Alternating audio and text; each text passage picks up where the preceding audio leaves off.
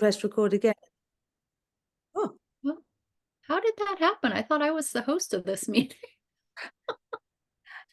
All right, well, we'll see what happens. and of course, Okay. then I'm technically quite challenged, so I'll have to try and send it to you then. But Well, apparently I'm more challenged here. I thought I hosted this meeting, so I don't even know what just happened there, but I'm good with it.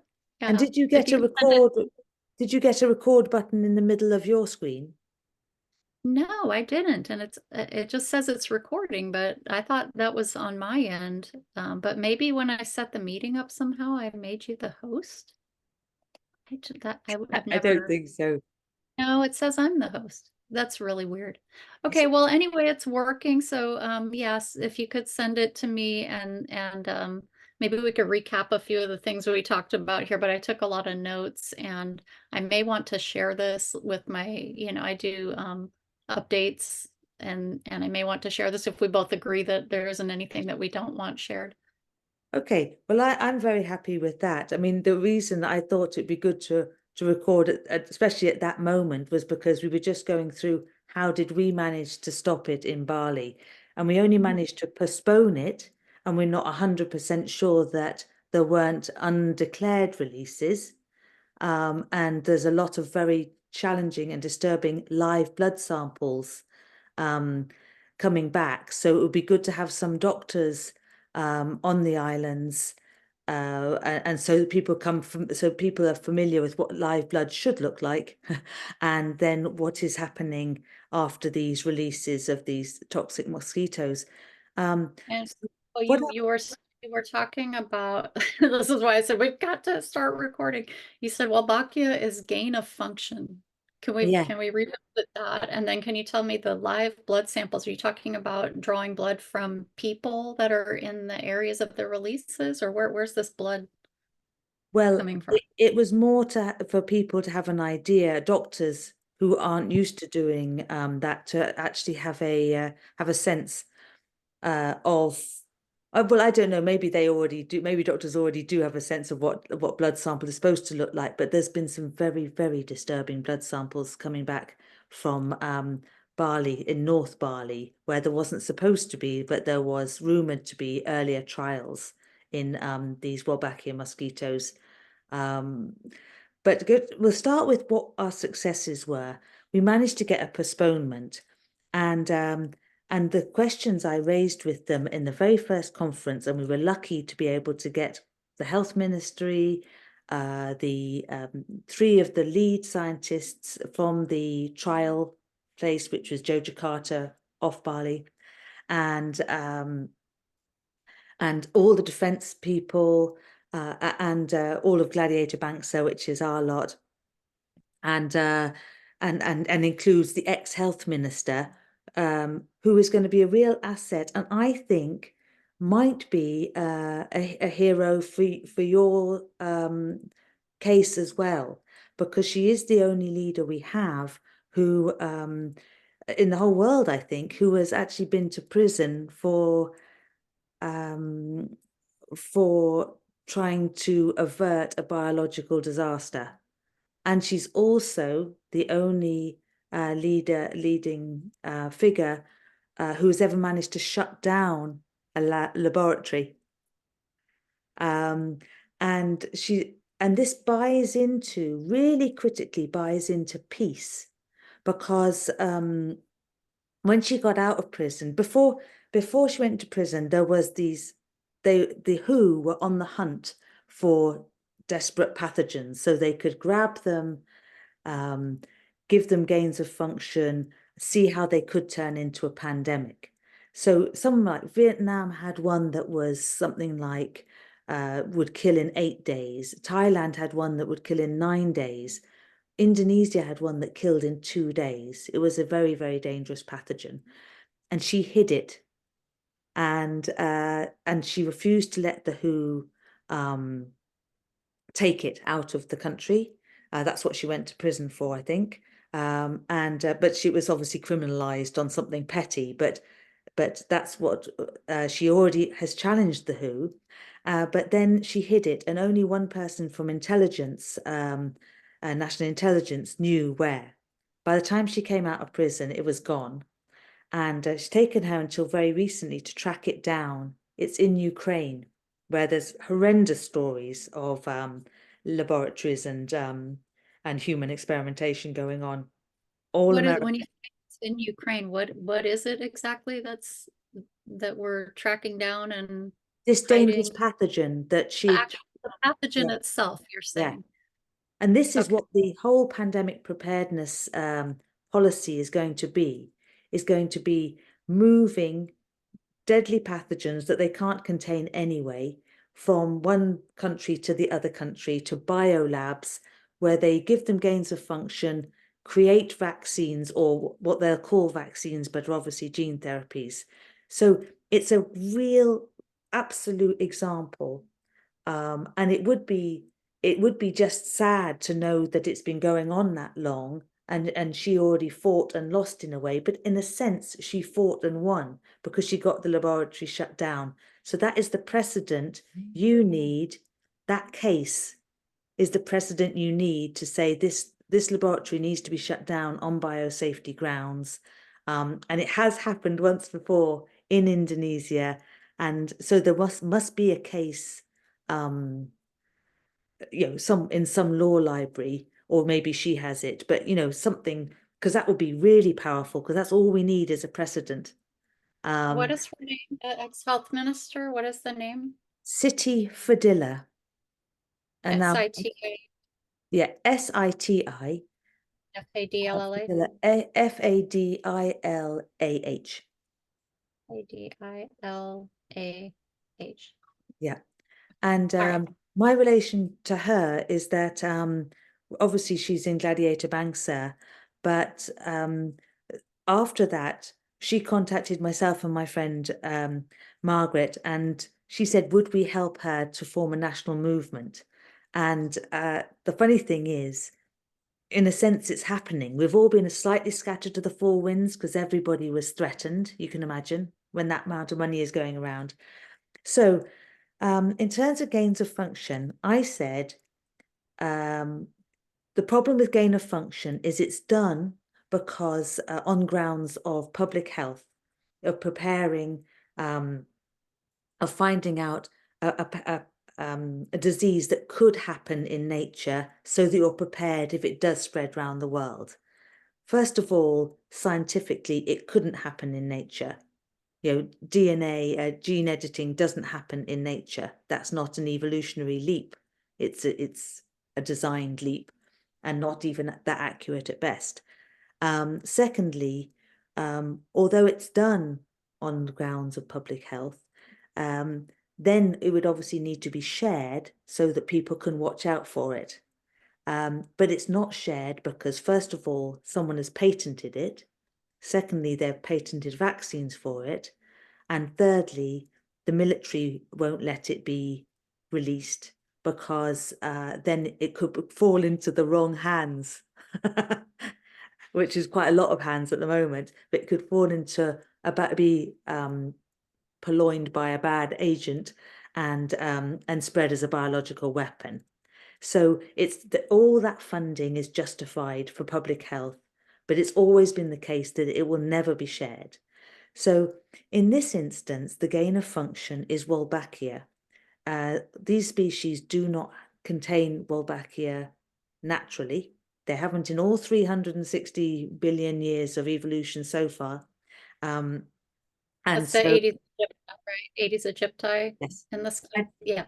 But I think also all the ones that you're getting, because if they already carried Wolbachia and it was serving a purpose like that, then like suppression, then they wouldn't need to release them. They'd already be in existence, suppressing Yeah. themselves. So they're Well, not.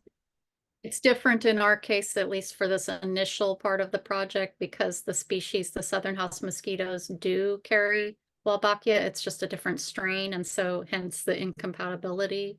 But they are planning to advance into this where they're likely going to be doing with the Aedes aegypti, forced Wolbachia in there, and probably the population replacement method where the females are intentionally released as well. but I'm definitely curious to know more about when you say gain of function, what exactly are we talking about? So Aedes aegypti, we Yeah. know they don't normally carry Wolbachia, they have to force it into them. Yes, so remind me about strains in a second, because that's really important. That's one of those rabbit warrens, which is outrageous. They use it when they want to, and then they deny it when they don't want to. So, as you know, with the super infections, obviously, but in terms of gain of function, it's a gene editing method. And in this case, they would have had to inject, well, they said they injected thousands of mature male and female mosquitoes into the sperm, into the egg, Wolbachia, before it was accepted. Right. So that is they've in a way supercharging the immune system of the mosquito. So instead of making them weaker, it's making them stronger. They can now combat all the things that that um, that would have made them less fertile or breed less, or all those things. So Yeah, I've so heard that before, where in other, I think it was in Brazil, where the mosquitoes became more virulent or more difficult to eradicate with pesticides, or is it something along those lines? Things like it that can. yeah, it absolutely, that's a whole nother thing though, because this is what you're getting is, if that doesn't work, you're going to get this. If that doesn't work, you're going to get that. And we've got vaccine, vectors, no, vectors, vaccines, and then fogging. Fogging is when it holds open, is it called the serial passage? Anyway, it's supposed to hold open this passage in the insect. All it does is kill um, every other insect, all biodiversity, including compromising our own lungs, because it's an absolute poison that holds our serial passage open, and even in small amounts, um, but it has no effect whatsoever on the mosquitoes now, because they are so resistant. Also, the problem with these laboratory reared mosquitoes is antibiotic resistance. So if you do by bad chance get any of these diseases, they won't be responsive to antibiotics. If they are, if they are responsive to antibiotics, the Wolbachia, the disease might die, but the Wolbachia in the parasites in the human body falls out into the human system and makes it 1,000,000 times worse. It's the thing about Wolbachia is that it's a very serious bacteria in its own right. And this is when they said it's a different strain. They say it's a different strain that causes elephantitis. It's a different Yeah, strain that causes river blindness, yeah. a different strain that causes filarial disease, a different strain that's in the fish, Mm. a different strain that's in the birds. And I said, oh, so where did you get this strain from? And will you be sharing it, a sample of it, with all the EPA, and make sure it's not starting to dominate or do its symbiosis thing with all the other places where it could cause a lot of damage to other wildlife, to the water, to human health. And they didn't share it in the trials, and I'm sure they have no intention of sharing it with your irrigation company or anyone. But it's worth asking them.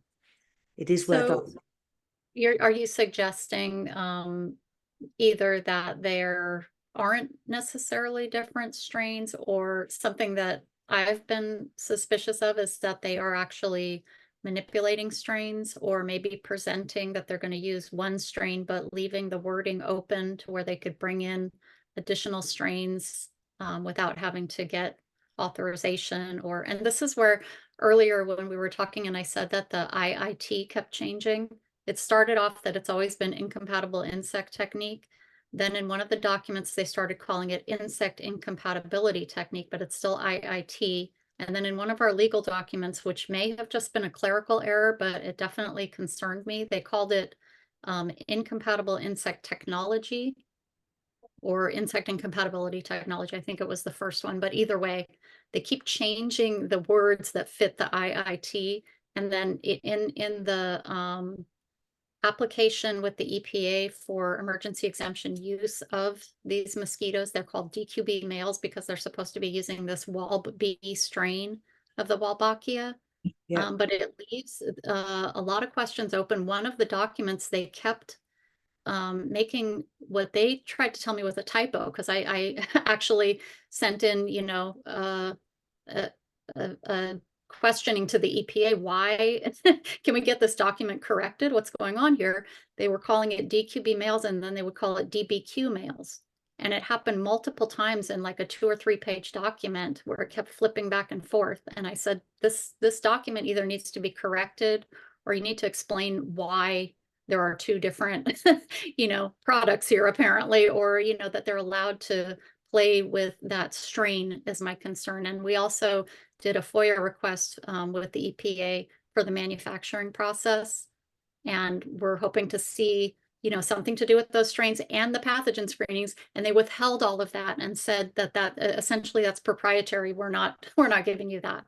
So this is where when you're saying different strains, where are we going with that? And I'm suggesting they want to be able to manipulate those strains in the lab and tell us that they're doing one thing when really they're doing another, or they're making changes to what they would call a strain, but what's actually going on. So what's your take on that? My take on it is that it's what came to light for us was that they kept saying it's totally natural. It's totally natural. It's found in many other insects. You know, that's Wolbachia. The strain that they're talking about is found in many other insects, right? So they kept saying it's natural, it's natural, it's natural. And I said, well, let's and then I found this little thing on the scale up report saying it's IP, that the IP technology could be a legal problem when they try and scale it up, which is good because it is a legal problem. Now they're meeting it at your place, right? So I'll send you that report. It's called the well, it's in Indonesian, but the important bit is in English. This one little box on about the 4th page where it said IP. From what I knew till then, was that IP stood for intellectual property. So I said, so I said, we need to know, is that Wolbachia strain guarded by intellectual property? Because that's not very helpful. We need to know what it is so we know if it's persisting in nature or adapting or showing up in other diseases, the other strains, or feeding the same parasites that the others. I mean, they all live on parasites, which is why it's really, we'll come back to that about in terms of the malaria. And Wolbachia and malaria are a very heady combination because Wolbachia is a symbiotic bacteria, and Wolbachia, and malaria vaccines and therapeutics are live malaria parasites, gene edited, of the worst, most fatal strain. And so if Wolbachia feeds parasites, it's a terrible abuse on many levels. So what we think about the strains. Oh yes, so in this very first meeting I said about IP, they said no, it's natural. What it turned out was that even right down to the barley one, where there was a lab started, 200 million eggs ready. Hopefully they haven't been released, 200 million. It turned out the original eggs came from Australia. And I think that it's the same for you, because you said your earliest laboratories were Bill Gates funded, and that is where your Wolbachia strain is coming from, because it's not just any old Wolbachia strain, it's Wolbachia IP technology coupled with Microsoft CNN artificial intelligence. This is amazing. Okay, well, one thing I wanted to touch on since we're on that was something earlier you were talking about in Bali, that it was Save the Children, this, sort of mysterious non-governmental entity that implemented the project. And I wanted to say that here, I suspect that the Nature Conservancy is probably the agency that we want to look at a lot further, because they are the ones that have the contract with Verily Life Sciences, the mosquito lab providing the mosquitoes, and that Verily Life Sciences is a subsidiary of Google's parent company Alphabet, which, when we're getting into IP technology, they've been heavily focused on the AI sorting, but I suspect that there could be more to that connection. But the What do you Nature mean Conservancy, AI sorting? well, they have to sort the mosquitoes, the males from the females, and so they do it through like a sifting process, but they're now advancing into doing it after that sifting, they're using AI technology. And so they keep promoting that we're going to get better and better, and the AI is getting better and better. And so this is kind of, probably just part of their biotech experimentation to try to patent, their sifting or sorting, sorry, technology. But I want to say the Nature Conservancy, they purchased Palmyra Atoll, the island, Palmyra Atoll, which is part of the US, but it's an unincorporated territory, I think at this point is what they call it. I would have to make sure I have the right term on that, but it's not part of the Hawaiian Islands as they're considered now. At one time, it was part of the kingdom, which still exists and needs to be acknowledged. But the point is that the Nature Conservancy is somehow running this island, Palmyra Atoll. And then in those documents that I found with the EPA, we find out that the Wolbachia bacteria is originating from Kuala Lumpur in Malaysia. So that's what you're talking about. We need to find out more on that. And then the mosquitoes are originating from Palmyra Atoll. And so Nature Conservancy that operates that island, which is, it's not an island where people live. It at one time was privately owned. The government and military is often trying to get involved there, and probably is very much involved there at this point. I would say there's clearly got to be a lab over there if they're sourcing mosquitoes. And then it turns out Nature Conservancy is the one that has the contract with Verily Life Sciences. And so because they're a non-governmental organization, which I'm questioning at this point if they're an arm of the government in some way, in the same way that I'm now finding out the Red Cross, there are different organizations that somehow are part of the government, even though we didn't, elect them into those authority positions. But so Nature Conservancy, we need to look much more closely at what's going on there, and this You know IP who funds technology. them? That's a great question. Yeah, let's look more at that. Who funds the Nature Conservancy? That's on the top of the list, and we do have some people looking into funding more now. We've looked at that, and there's so much to it, and often the trail, as you mentioned earlier, is not so easy to find. But yeah, Nature Conservancy, we're going to look at the funding on that, and if anyone wants to help us out with that would be great. And actually, the other thing that that what I was really shocked about with the Save the Children Fund was,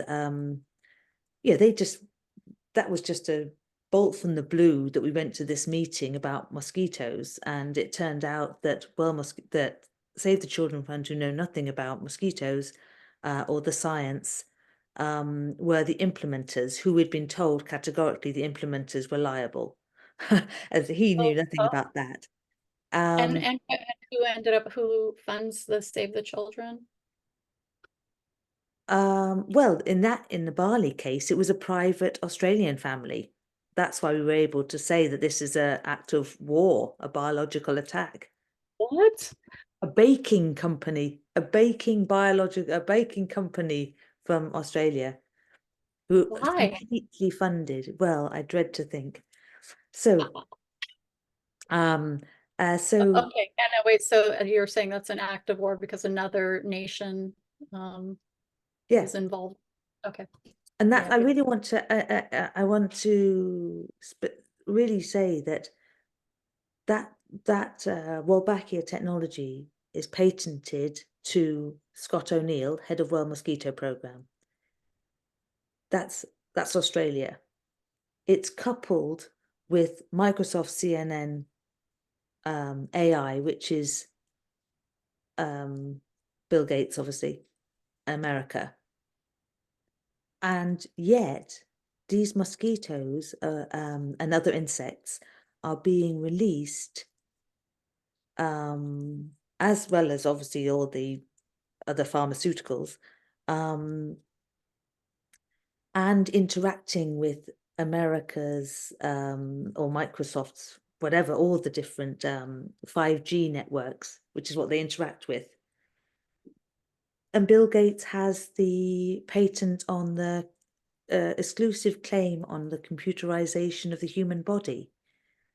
So, and here we are inviting in his this smart infrastructure and saying thank you for the use of your technology when he has exclusive rights. In fact, I think Scott O'Neill has exclusive rights to the Wolbachia technology. So whatever the capacity of that AI is, it at least can they can at least say where the mosquitoes go, who they bite. They can also send images back of DNA of whoever they bite. Wait, They, what? yeah, You're saying, are you saying what I think you're saying, that when there's IP technology in the mosquitoes, that they might have like micro cameras or something of that nature? What is the IP? And you said, wait, send images back of DNA yeah, of who they bite? because Okay. basically it wouldn't the the thing is it's difficult to get anybody to admit to it.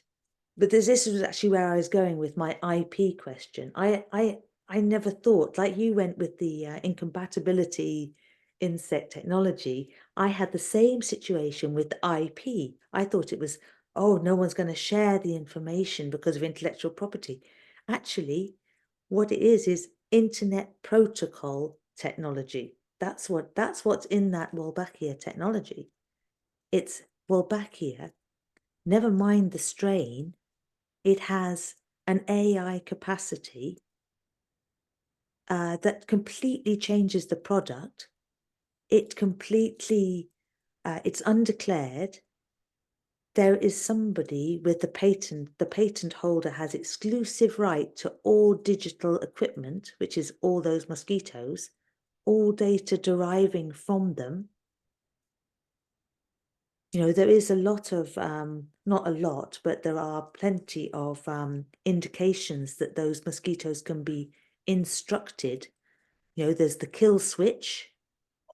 We know the kill switch. We know the I can't, this is like, if I was even watching this interview, I would just be riveted. I cannot even believe, I mean, I can believe it. This is what I've suspected all along, but you've got, the documents basically. And this is what's happening over here on Maui, and they've just withheld those documents. These are the FOIA documents that we requested, this IP no, I don't technology. think they'd even disclose them then, because I think what they have is a certain amount of people who don't know.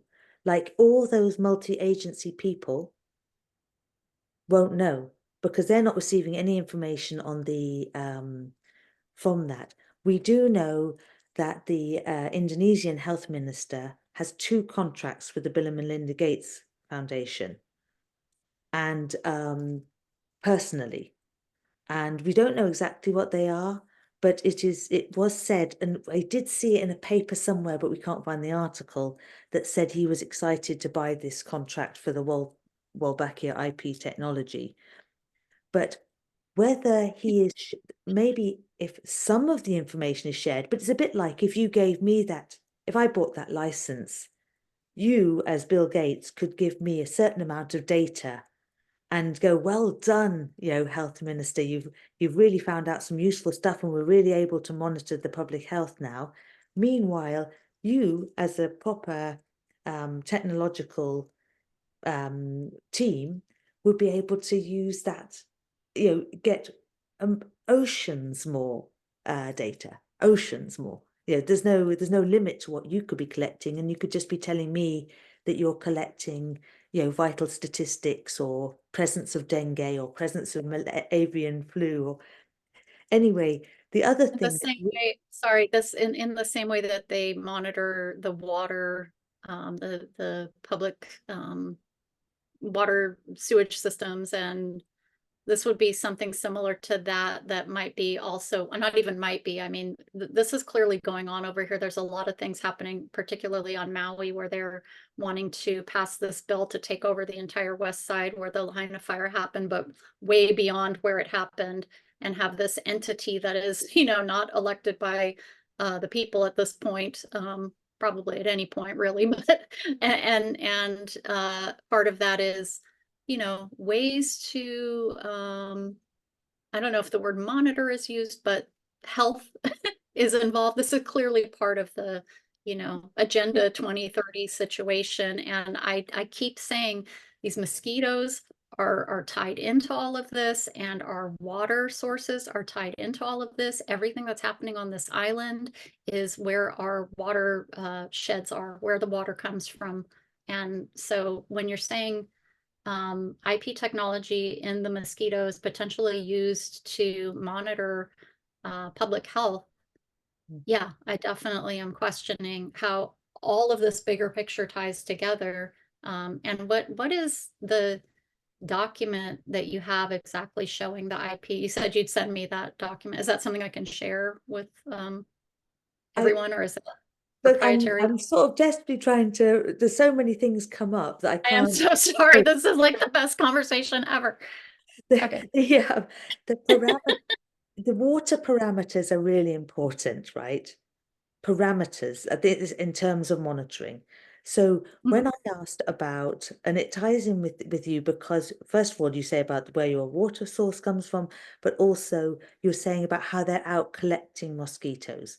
Now, really, if you think about it, you release 200 million or billion or 100 what is it, 160 drone drops a week for 20 years or some godforsaken number, Maui. Oh, But it's over 775 million a week that they want to do over here. So over 40 billion a year for 20 years plus. Like they never want to stop. And yeah. that was a that was a that was one of my due diligence questions actually, was how do you decide how many to drop? So 60 million were dropped in or bred or released or deployed in Florida, 200 million in Denpasar, Bali, 44,000 in Yogyakarta, 20 years worth in Maui. It's arbitrary. It's actually arbitrary, those figures, and who's paying for them? Who's justifying that business plan? But anyway, back to parameters. In Yogyakarta, this small trial, the way they tested whether it was working and effective or not was they set up little clinics. And if you thought you might have dengue, you went to get a PCR test. I'm sorry. I'm sorry. No, stop it. Oh my gosh. Yeah, yeah. This And of course, this is like everything that everyone in the community that's like, what's going on here? This is probably what we all thought was going on here. So carry on. so and then I said, what else did you check for?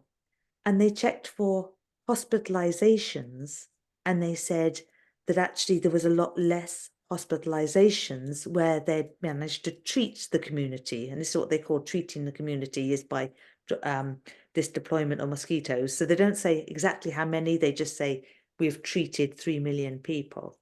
So I said, what other things did you check? And they said they didn't check anything else. They didn't check anything else at all. They didn't check any other diseases. They didn't, and they did, I think they did go out and collect a few, try and net a few mosquitoes to test whether they were still carrying the Wolbachia or not. I think it's absolutely chilling. But I said to them, and this is something that's really relevant to Hawaii, is that why were you testing for? Why did you check for whether people got ill or whether they were hospitalized or not?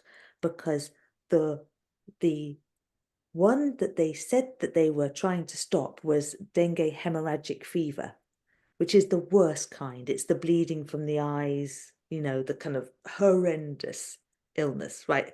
It's so rare, like 10 people a decade get it.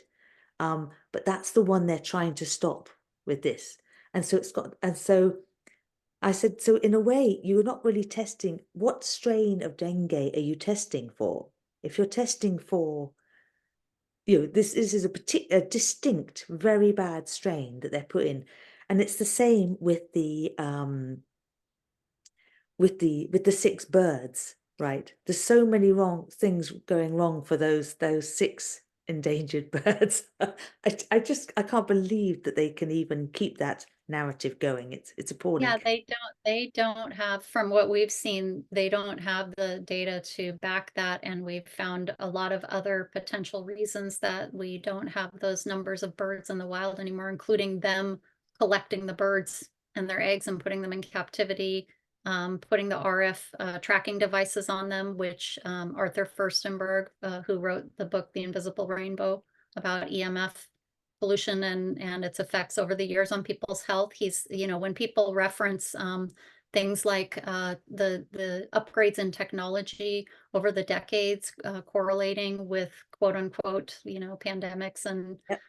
health issues, that's his book that they're talking about. He was the first person to write on this, and he spoke specifically about what's happening here on Maui and a translocation project where the birds died after they put the tracking devices on them. So not only do they not have the figures to show that it's the avian malaria that's killing the birds or making them not exist in the forest because they're in captivity, let's say. It's my suspicion that that's a lot of what's going on. But also, this all ties together because if you're tracking them, they're upgrading the cell towers there in the project area here in our conservation area.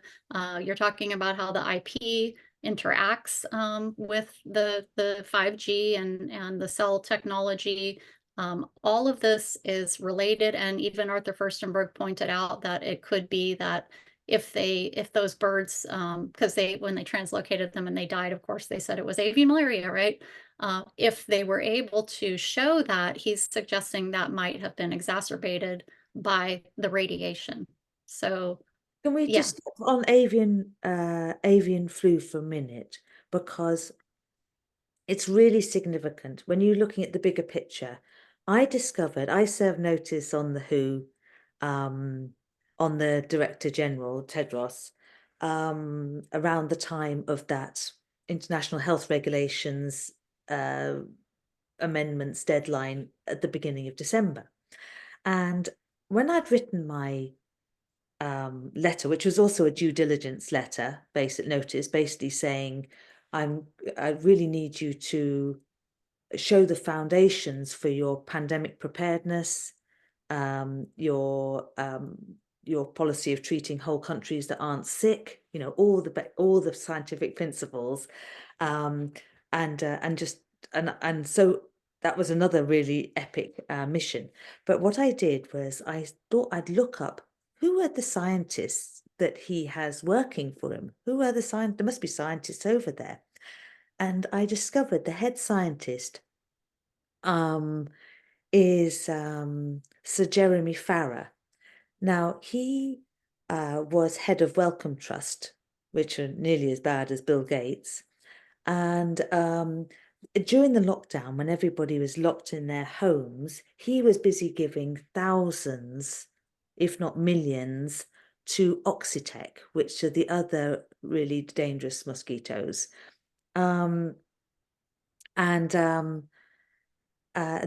now I found out that I found out an awful lot about Oxitec that's in my GMO paper, mosquito paper. But what I found out about him was that he trained the World Mosquito Program.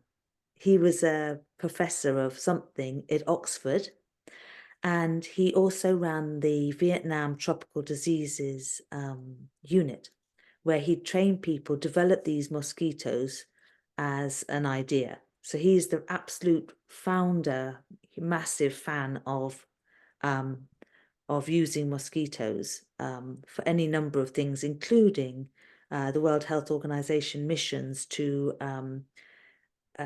use mosquitoes to deliver vaccines to populations that don't want them, or can't afford them, or difficult to get to, etc. And even when of course, when I was looking up, I said just the sheer number of bites is going to be dangerous for people. I discovered that, and I found a thing that said, yes, even bites are reduce your immune system. The human immune system is compromised just by bites, let alone, diseases, diseased bites or AI or anything else. But the place I found this information is because the paper was saying that makes the whole of a bite a very good place to deliver a vaccine. Really, really sinister. So anyway, this Sir Jeremy Farrar, The whole that would be produced from the bite. proboscis.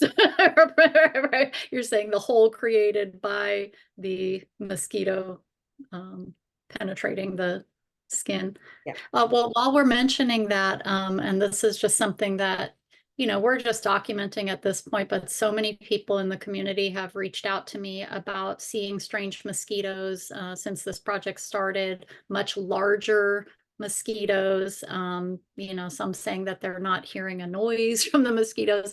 Bites are more painful. The welts are an odd shape or much larger.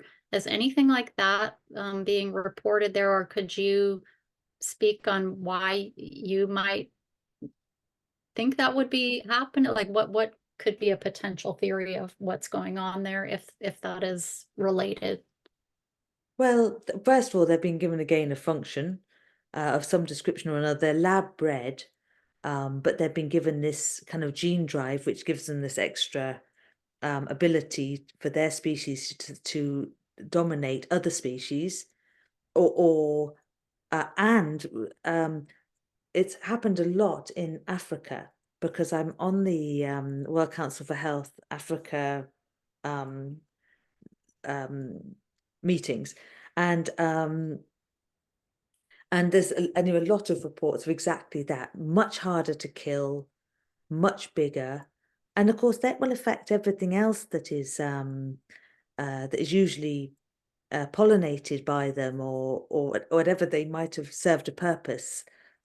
And they're also the thing is, the other reason things like this get out of hand is because there's no predators. Things are supposed to be in balance, but I don't know about you, but definitely in Thailand and Indonesia, there are no flies. There is nothing apart from very tiny biting mosquitoes and very big biting mosquitoes. And they are and there's no other wildlife. There's none of the frogs or the hedgehogs or the spiders, whatever the things that would have eaten them in the past. Birds, fish, So, but just back to Sir Jeremy Farrar, just to say how dangerous he is in charge of the World Health Organization.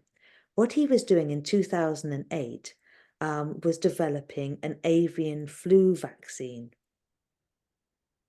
And then in 2013-14, there was a gain of function done on avian flu.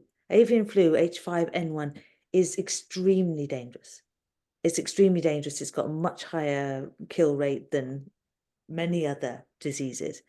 But you could only get it if you handled infected birds. There was a big case in England where Bernard Matthews' turkeys, poor godforsaken birds that they were, got avian flu. And he said that there's no way it could have come, even though he had avian flu in his Hungarian factory. And he was compensated to 6 million by the government.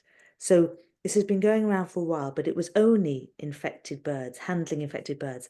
In 2013-14, they made a gain of function so it was more transmissible and could be airborne. And that means if it's airborne and it's transmittable to mammals, which was the other gain of function it got, obviously we are a mammal to all intents and purposes, so that's already happened. Then they tried to contain it, and there was, however, a few vials of this pathogen in a biolab, in the two main high security biolabs of America, all contained by DARPA. I mean, you are in trouble being under America because you can't appeal to America to protect you. You know, you're like the patsy, unfortunately, because you're offshore and you're kind of a military, it's a military operation, you know, so it's a kind of remote testing ground. I think we possibly are looking at approaching that in a different way, because this is called America, these islands, but this is the Kingdom of Hawaii. So people need to remember that, and that we just need to open our minds to reality and step away from the false reality that they've created for us. It's very important. That's gosh, very there was true. something I was going to ask and I forgot. Okay, let me think on it. Please keep going. I know I want to come back to that because it's that is the exact strength.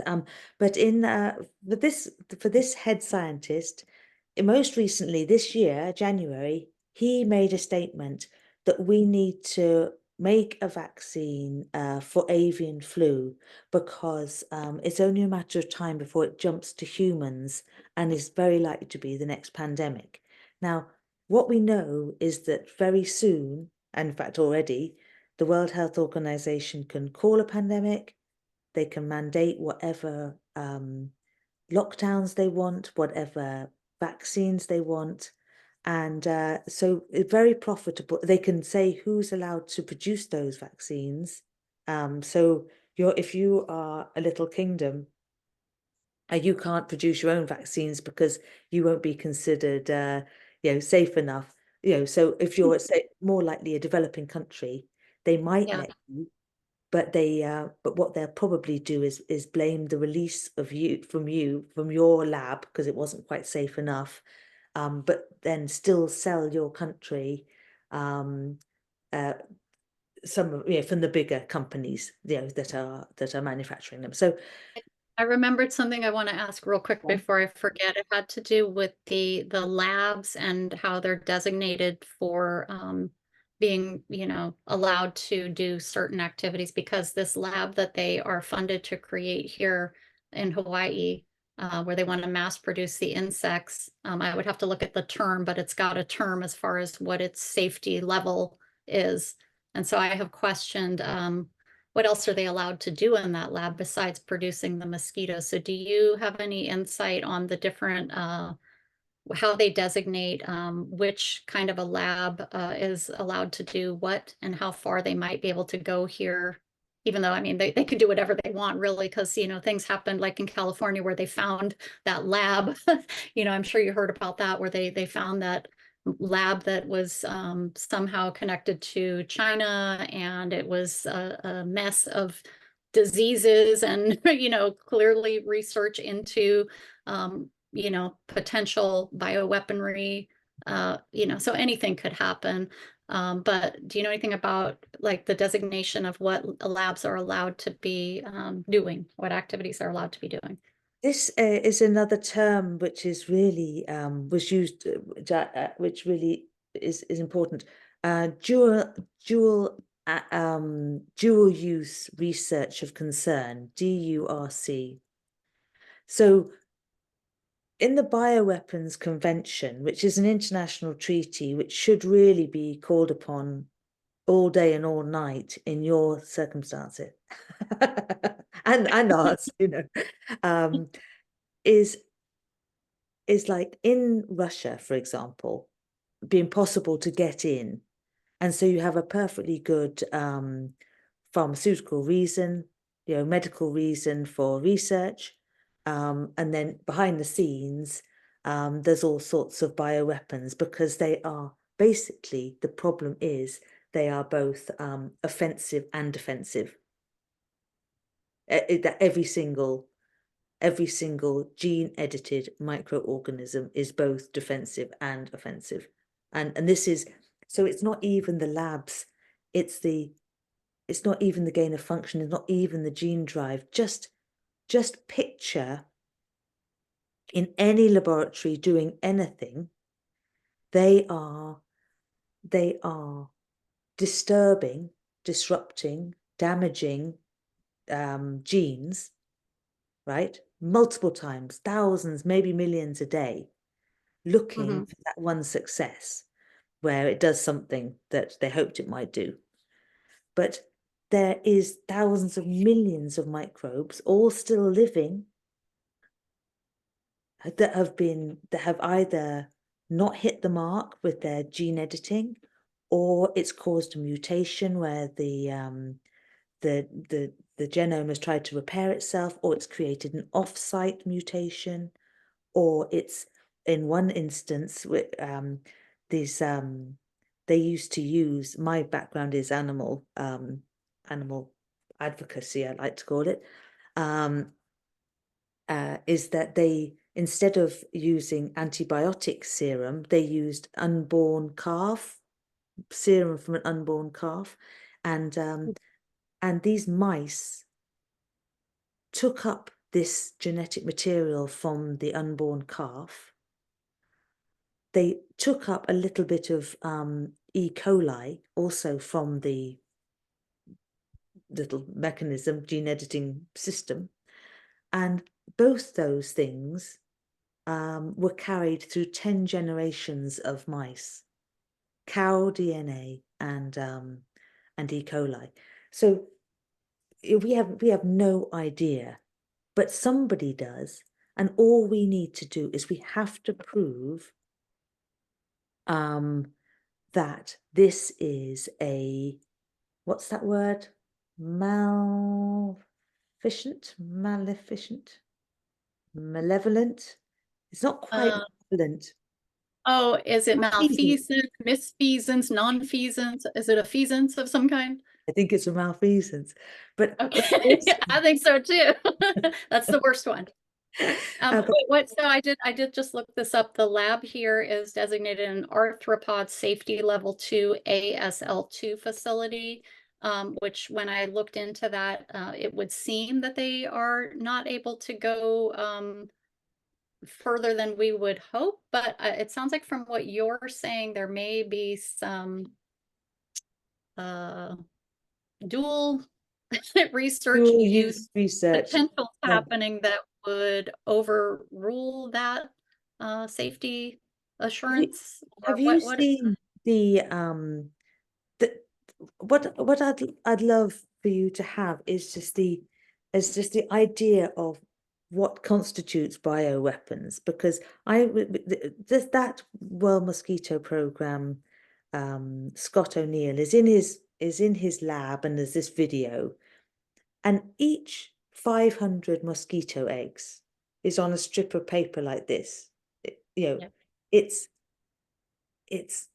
I mean, quite apart from all the heinous, and the counterintuitiveness, and the fact that you've got millions of edited human biting my organisms that feed on human blood. I mean, Right. so quite apart from those minor details, they are so easy to transport that they are, and they are so viable. They are viable for a year, maybe more. They're cryptic breeders, so they can live in your house. They can, sorry, lay in your house, and then they can Cryptic, be, did you say cryptic breeders? yeah, cryptic breeders. Okay, that's a new one. What does that mean? Well, this actually brings me to a really important thing, right? In their own I think report, that's my new band name, Cryptic Breeder. I, I I love actually it. Okay, I actually what does accuse that mean? my terrible tenants of being cryptic breeders. They move into a house, make no contribution whatsoever. We know the type. What does that mean though, as far as mosquitoes? So, say for example, most mosquitoes are laid in water, Okay. mosquitoes, and then they will hatch. But the Aedes aegypti will lay their eggs maybe in a place that is dry. And it can be maybe under a windowsill or in somewhere where what it does, they hide them, they lay them, they actually can move them. Um and what that means is that it's not like, oh, if I cover my water like the olden days, I'll be okay and I won't have any mosquitoes in the house. I won't be part of the problem. I'll be part of the solution, because they lay them anywhere because they are viable for a year. And at some point, they may get wet and they may breed. So, Oh, so they breed, they can sit there dry, and then once they get wet, they breed. This yeah, is specific to Aedes aegypti species, as far as you know, because right now the ones released are supposed to be the Culex quinquefasciatus, but they are planning to bring in Aedes aegypti for this human targeting of human disease statewide project they're working on right now can through I the ask department. you, So we, are they releasing them over your heads, or are they releasing eggs? They are releasing live adult mosquitoes to my knowledge. And I think actually when I read about it, and they're releasing them from they're supposed to be drones primarily, but at this point they're only using helicopters, which isn't really what they were supposed to be doing long term, but helicopters and through they have some kind of packaging pucks where the mosquitoes are, and I think that they are, sleeping because they've been chilled and then they release them and they awaken. But I believe they are live adults when they're released. So they wake up when they're fired out of the helicopter. I read something along those lines when I'm not going to say when they were fired out, out of the helicopter. They're like, "Oh, what's going on?" But somehow where they are chilled, and then when it's time to release them, they're ready to fly at some point during that Don't they, process. Yeah. before I forget, um, the guy, the thing is to find out when they are lying, because our main criminal case against them is we filed charges, 23 charges of untrue public information. And now my lawyer friend, my lawyer friend. Anyway, now I've heard the term fraudulent misrepresentation, much more Ooh. powerful, because the charge of fraudulent misrepresentation means that all contracts become void if you can get a conviction. And that, Fraud vitiates all, something like that, right? Is that the oh, term? oh, I Vish, like vish, it. fraud vitiates all, something like that. I But like it too. So wait, what did you say? Could you repeat that? Fraudulent mis misrepresentation, yeah, and it means void, that if or something is fraudulent, no, it just means that all contracts are void. All contracts are void. Okay. Because what you really want is you don't want it to be like a bag of icing where you squeeze it out of one place and then someone else runs with it and so we really need the whole thing to be exposed as not only based on lying information, but also as a premeditated biological attack. You I have to think go. actually, I think we already have some fraudulent things we could reference even without, getting into the IT and things that they're not going to disclose, but premeditated biological attack. Mm, This is amazing. This is the things that our community and, people that are advocating for the work that our organization is doing have been speaking on, and we've been so careful. We're not gonna we're not gonna go that far just yet, like we're touching on it and everything, but you are confirming everything that we're worried about. And what I'm really worried about is that the agencies involved in this project, uh, they don't even know. And that's what I've been saying all along, is that people have been sold a bill of goods and there's money, a lot of money involved. And so they're going along with it. The narrative sounds really good to them. They're saving the birds, right? That they might kill by doing this project.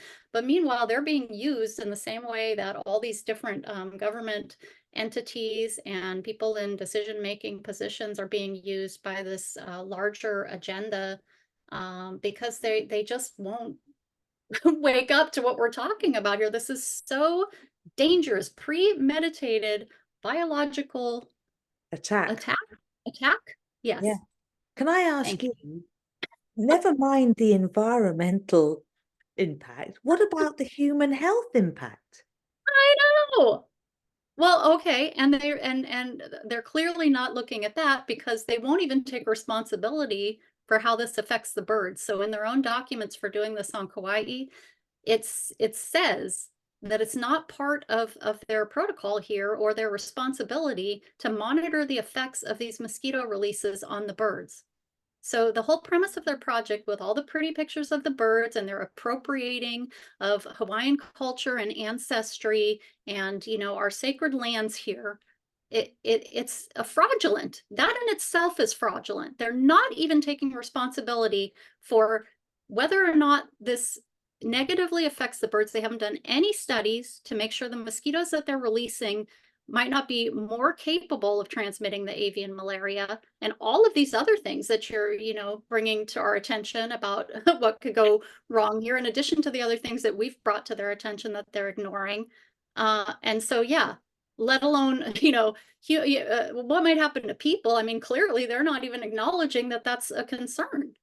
But the way I did it, because in Indonesia everybody is really polite, and Richard was like, um, you have to try and find the positive spin. You were talking to the most distinguished people here, right? So I said, fine. So I was like, you must have done such an amazing job of your trials, for you to be allowed to release a gene drive, because as far as I know, there's never been allowed to release a gene drive outside a laboratory report. Anyway, but so what I did to start with, first of all, I asked questions.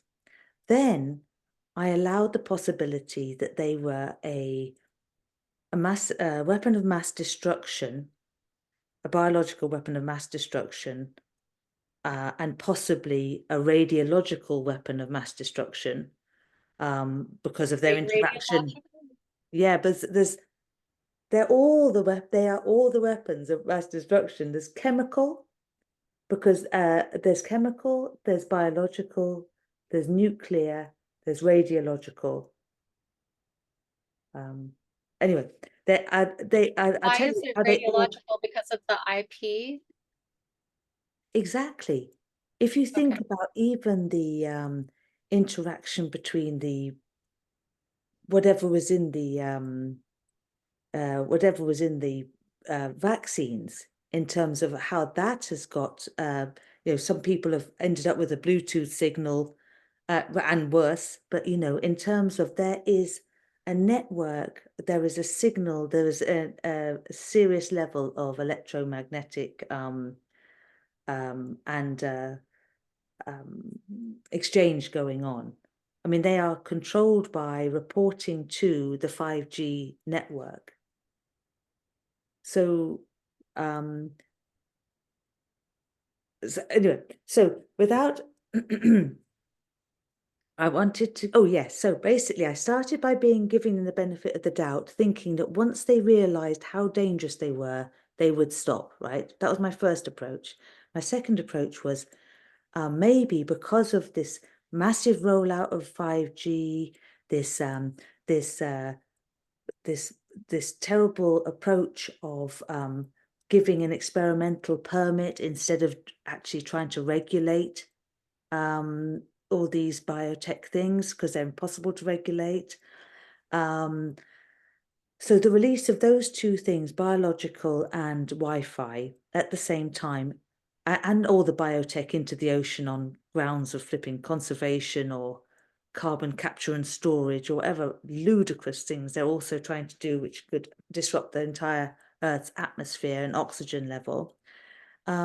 Maybe just without people really meaning, they might have been released in good faith, but they could easily interact and become a weapon of mass destruction. But in the same way as two chemicals will be fine until they are combined, and then they can become explosive, sort of thing. But then I realized that what we actually need to do is call out the fact that these are premeditated, and these are two really important things. I don't know if I think I said the one about the Sri Lanka. They had the release in 2021. They've got a world record of dengue cases now. They've got a larvae crisis. They've got the normalization of drones flying overhead looking for eggs and larvae in rooftops. But do you know what? I just saw it the other day. The president has asked the military, has deployed the military to go round to try and stop the crisis by finding out where these eggs are and fining the people. So they've I've read about this. Yes, I read about this. so Yeah. So that's a massive attack on people who, these are cryptic breeders, you know, they're hidden. They're not taught how to identify what they look like. They've been delivered like hundreds of millions of breeding pairs. And then they're all very, very sick, and and there's no one liable, and now they're being fined for not Well, managing. almost, sorry, almost, well, not even almost, but similar to when they release the genetically modified seed, when they're growing the genetically modified crops and then the seeds drift onto an organic farmer's farm and end up taking over the crops, and the farmer clearly doesn't want that, but instead of rectifying that situation, they try to fine the farmer, the organic farmer. This Use of their is, seeds. Yeah. yes, so it's the same concept. Yeah, I mean, that is But way unfair. worse, way worse, because yeah, now we're talking about Well, part of the surveillance and yeah, everything else, disease. but the Okay. thing is that and also they're going to start to say, oh, we're going to take responsibility for this, and the government's going to step up fogging. Now, just be careful when they offer this service, because that fogging solution has also recently changed. So that's going to be another creation of Bill Gates and the WHO approved. And the one for Indonesia at least comes from Australia. And so it's another unknown, unregulated poison that isn't working on the mosquitoes, but is poisoning their people allowed to straight into their homes. And when you say fogging, do you mean pesticides, or is this a special something? Yeah, it's two sorts of Fogging is pesticides. like, okay, go ahead. Yeah, it's two sorts of pesticide. you know, I had them on the tip of my tongue at one stage, but there's two different sorts, and they used to be natural, like from the marigold extract or something, and it has this biological effect. But of course now it's being used it's being weaponized. So it's government sponsored. But I did hear that they've changed the solution recently, so you can bet that's a gene edited solution as well, with a biological effect, unknown or known. But the other thing about the proving intent to harm, apart from the fact that every single thing on that risk assessment is high impact and proven to have happened already, and also, you know, they're saying it's brand new, you're saying it's brand new, never happened before, but actually,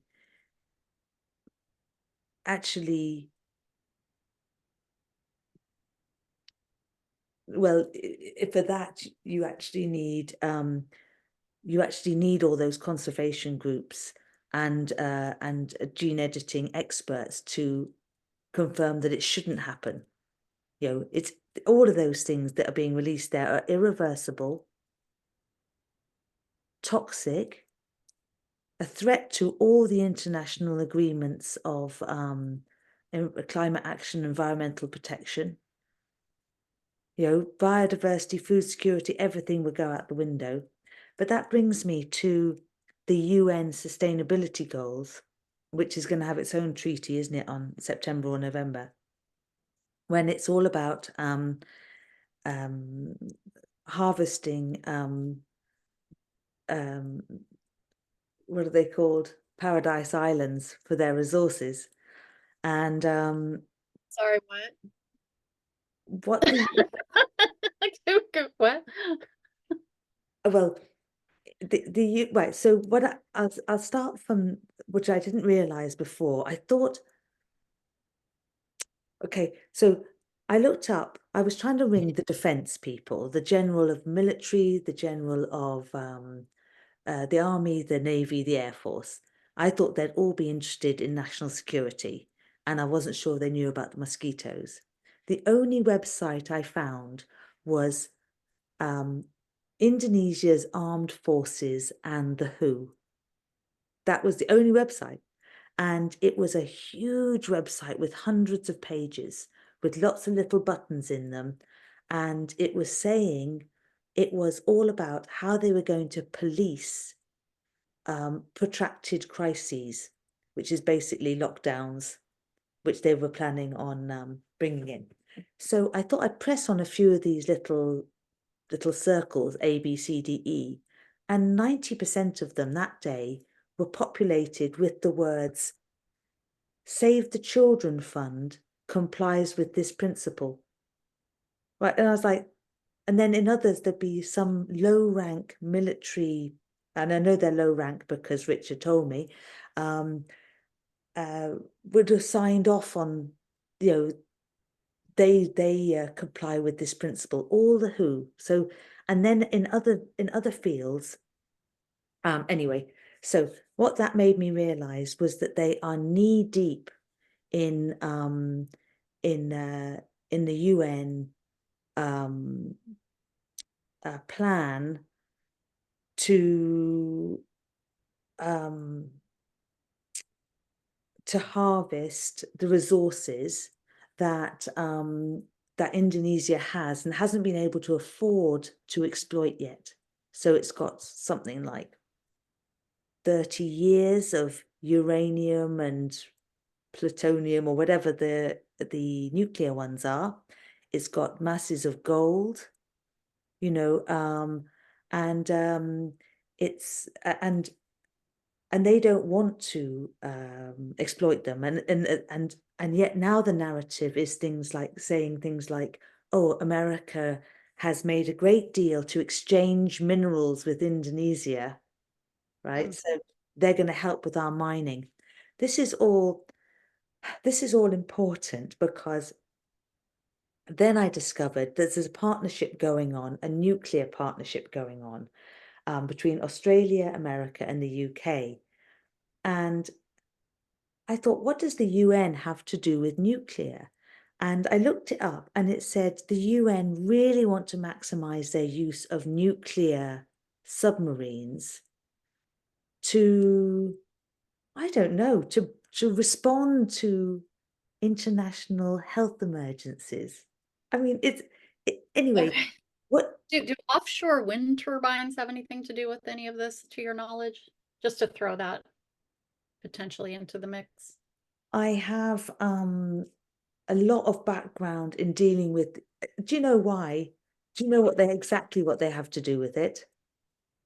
They are calling them offshore wind turbines as if they're an international, sorry, renewable energy, but they're not a renewable energy. They are going to power experimental hydrogen plants for hydrogen energy. But the problem with hydrogen is that it's the second most explosive substance on the planet, as in the hydrogen bomb, I suppose.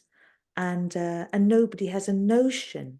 That's what they're doing in Ireland. American companies are putting offshore wind turbines where they get agreement from the community for one to provide local power. They put up 100, and they are to support hydrogen. And we don't know about hydrogen, whether it would actually take water out of the atmosphere and create more drought. They say it's only fractional, but if everybody's at it, that fraction's going to get bigger, isn't it? And and the 5G, or at least some radiological aspect, is going on here, which is a lot of the concern of the pushback on this, is that it's killing the ocean life and affecting health, and that they want it far away, but it can't be far enough away. It needs to not be happening. But there's something radiological about this, right? I can tell you exactly what's radiological, and it's really shocking, but it only dawned on me this week, was that Elon Musk is in the middle of his 180-day permit to test his 5G and any other 6G and other radiological capacity from his satellites. He's got 840 satellites up, I gather, and he's allowed to interact with T-Mobiles. Now, T-Mobile, if you look up violations tracker, that's a very interesting website. They have something like 750 million paid in compliance violations. But the other thing that's more interesting about Elon Musk is that his project up in space is called SpaceX, right?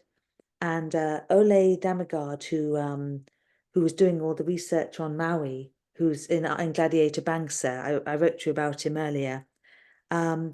He discovered that he found evidence that it was SpaceX who torched Maui in the last September, or whenever it was that it happened. Well, what? What do you mean he found Evan? What is his name? Oh, it's in my email.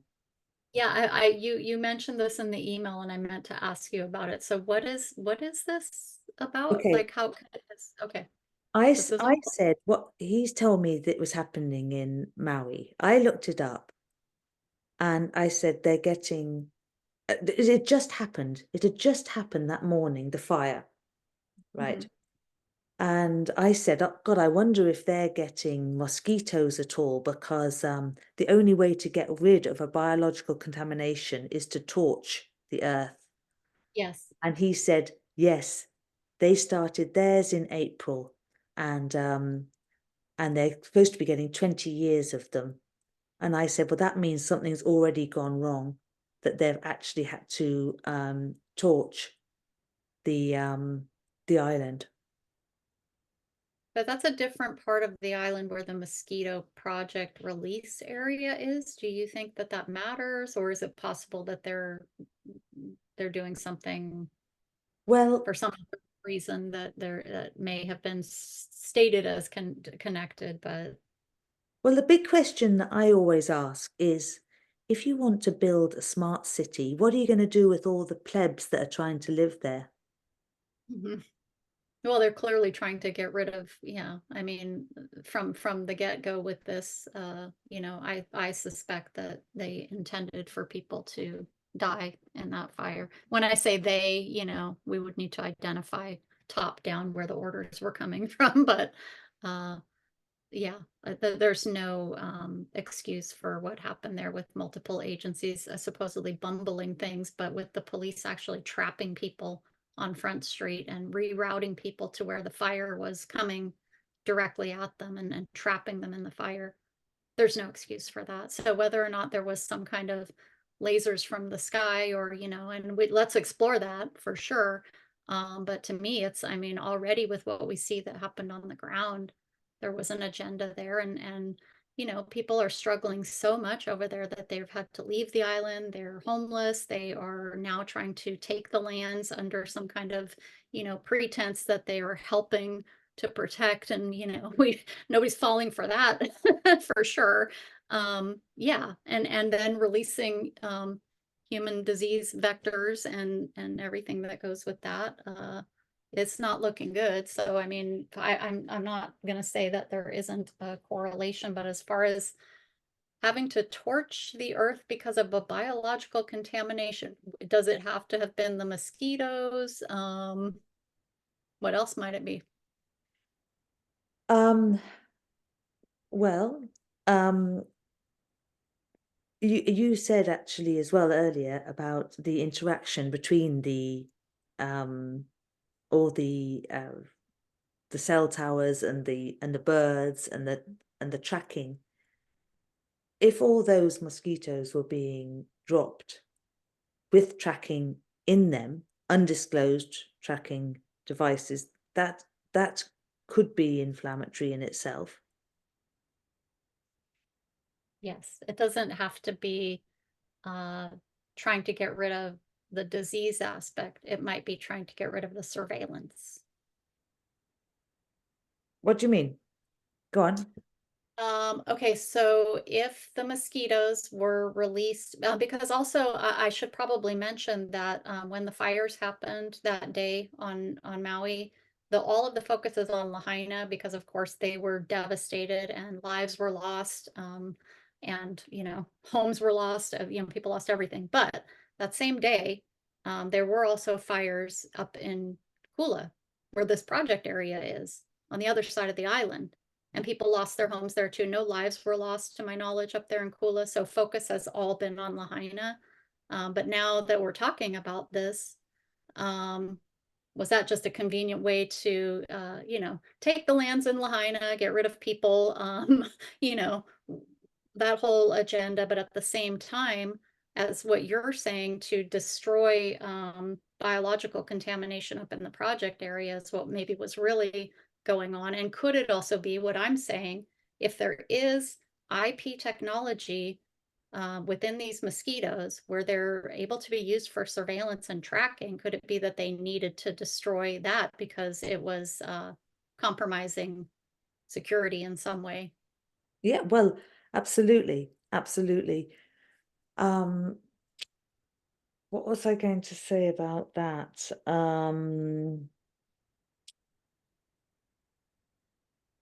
Yeah, I mean, in a way, it It's wasn't a to be lot. thinking about, but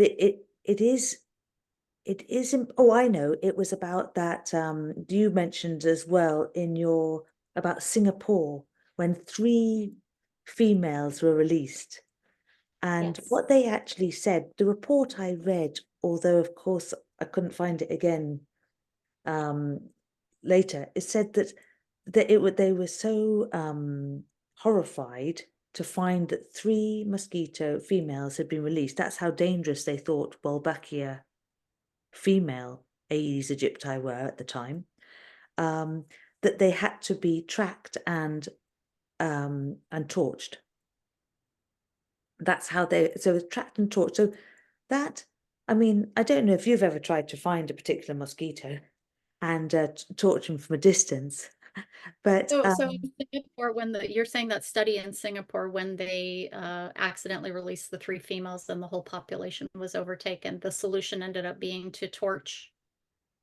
That's how they mitigated this, or well, do you know, I didn't hear the sentence or the fact that the whole population was overtaken. I only heard that three had been released, oh and no, they overtook the population in that area. That's part of our what we've brought up in our testimony in our court case. Just three females released can cause the entire population of mosquitoes, in that area. I'm not saying in the entire, country, or what I mean, but in that area, yeah, the population was replaced with the lab altered mosquitoes. absolutely amazing, isn't it? And that's what the Jim Thomas, I think Jim Thomas, who was the man in the video before my interview, Mhm. um, he said that in those first gene drives, that only took a week for that one yellow fly to take over the of entire box of black flies and make them all yellow. So Yes, yeah. that's how quickly it can happen.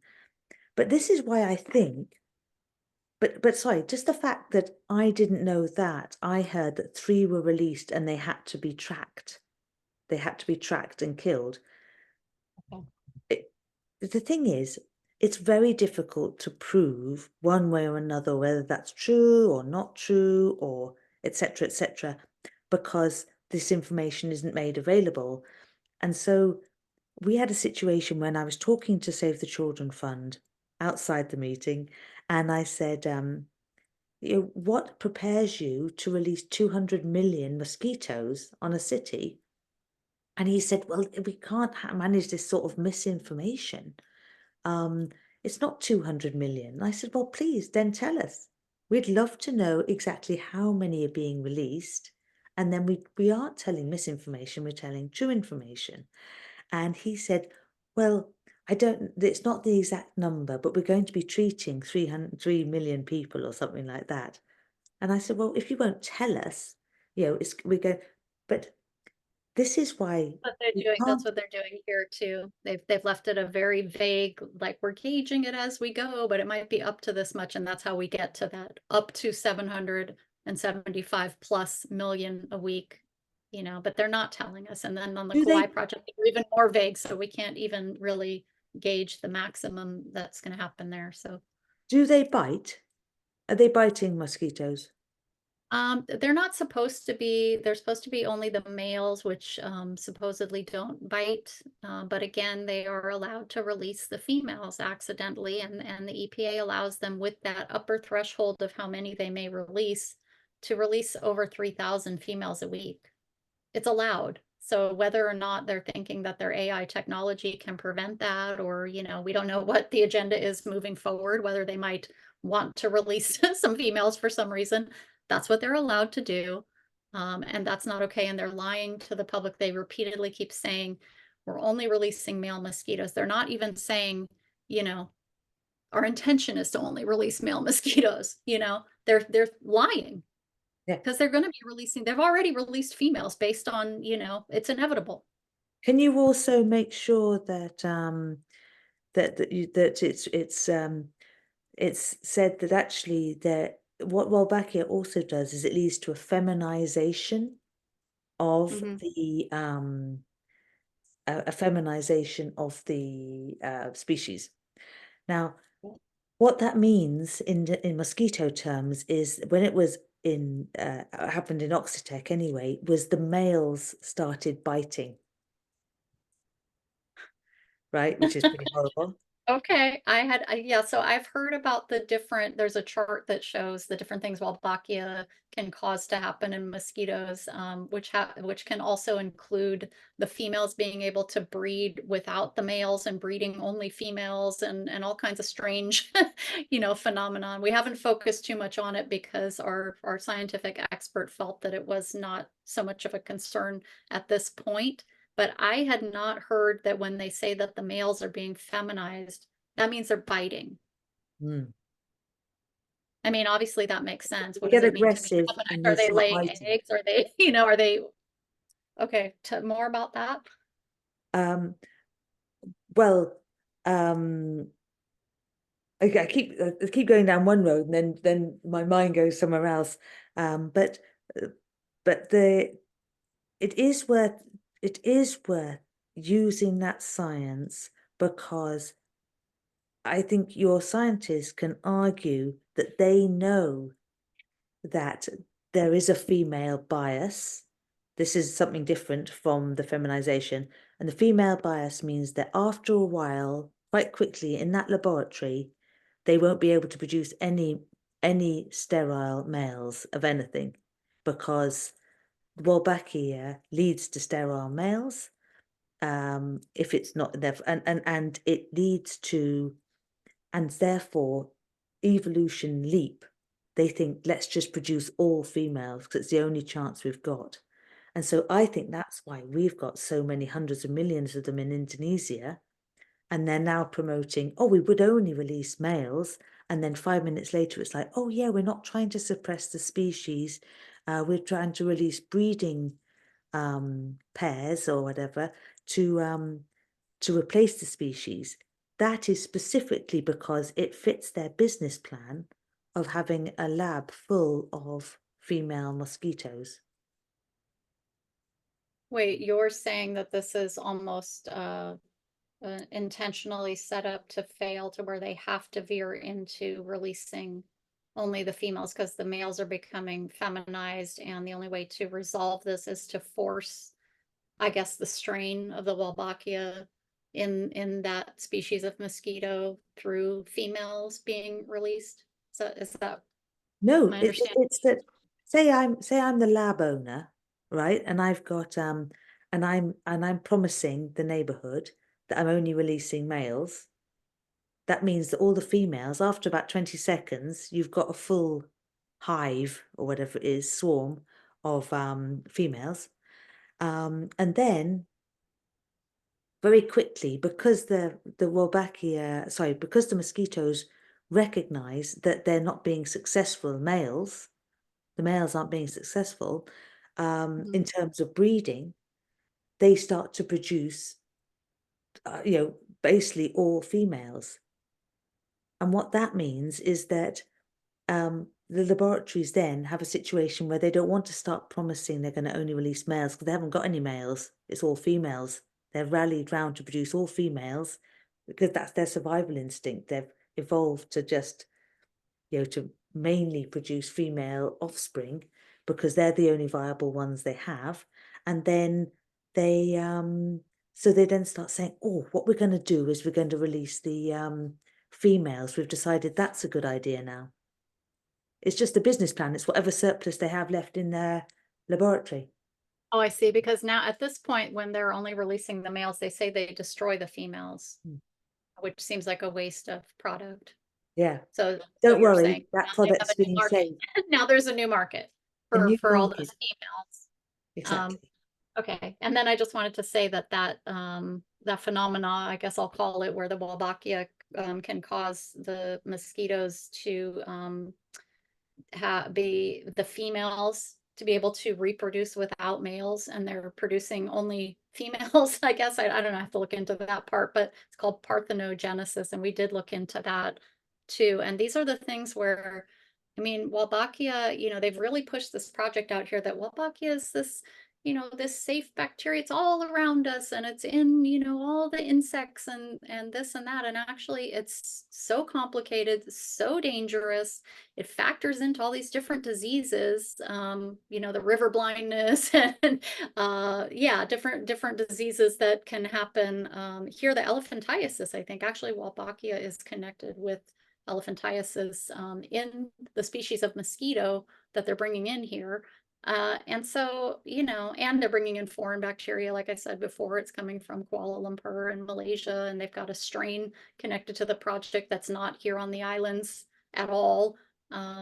Yeah, this is super, super dangerous. I wanted to say about just to really focus on the war, because it's be naive I think it's naive to think that this is that this that this is for the health. So we have to just show this is like the very opposite of for health. And and sorry, the oh, I know. What came into my possession last week was the fact that a big South African firm of lawyers has um, has filed charges of war crimes against Israel, but also extended those charges now to America and to the UK because they were also striking Palestine. Embarrassingly, God, horrible, absolutely horrible. And we've got the war in Ukraine and Russia. But what you need to know about Russia, which you probably do know, but it does all tie together, is that Russia actually led 11 countries out of the WHO treaty last September. They had a very brilliant letter, and when I say led, they were the biggest country, so they were able to, in a way, support the others in doing it, I imagine. But the others were Iran, Palestine, Brazil. Anyway, there was 11 of them, and what has happened is that and Russia has accused America of dropping mosquitoes on their troops. Yes, I saw that. Yeah. So we have a situation where the AI is the America's is American generated AI is actually targeting and penalizing or retaliating against countries that try and uh, get out of these binding agreements, basically. It happened in Indonesia. The day we got the postponement, there was an Indonesian hospital bombed in Gaza. And I thought, God, we all sat there and thought, wow, that feels a bit like, because we'd been really saying, AI is doing the efficacy and safety, AI is doing the deployment strategy, AI is in the mosquitoes, and anyway, so and anyway, so What do you say when they're trying to get out of binding agreements specifically with these mosquitoes? what do But they? with other agreements, but for sure with the mosquito agreements, contracts to deploy these mosquitoes, if they try to break those contracts, they're being penalized in ways that can include not only financial, being penalized financially, but being bombed. Yeah, Okay. and that was what happened in Indonesia. The health minister was taken for a big hearing in Parliament. They invited the head of the World Mosquito Program, and then they ended by agreeing not only that the releases would continue, but also they'd make their headquarters in Bali. They were going to move their headquarters to Bali as a sort of a punishment, and also all these secret releases. And I wrote a big article about it actually because this is how they do it. Just think how easy it is for them to retaliate every time you say, look, we don't want to do this.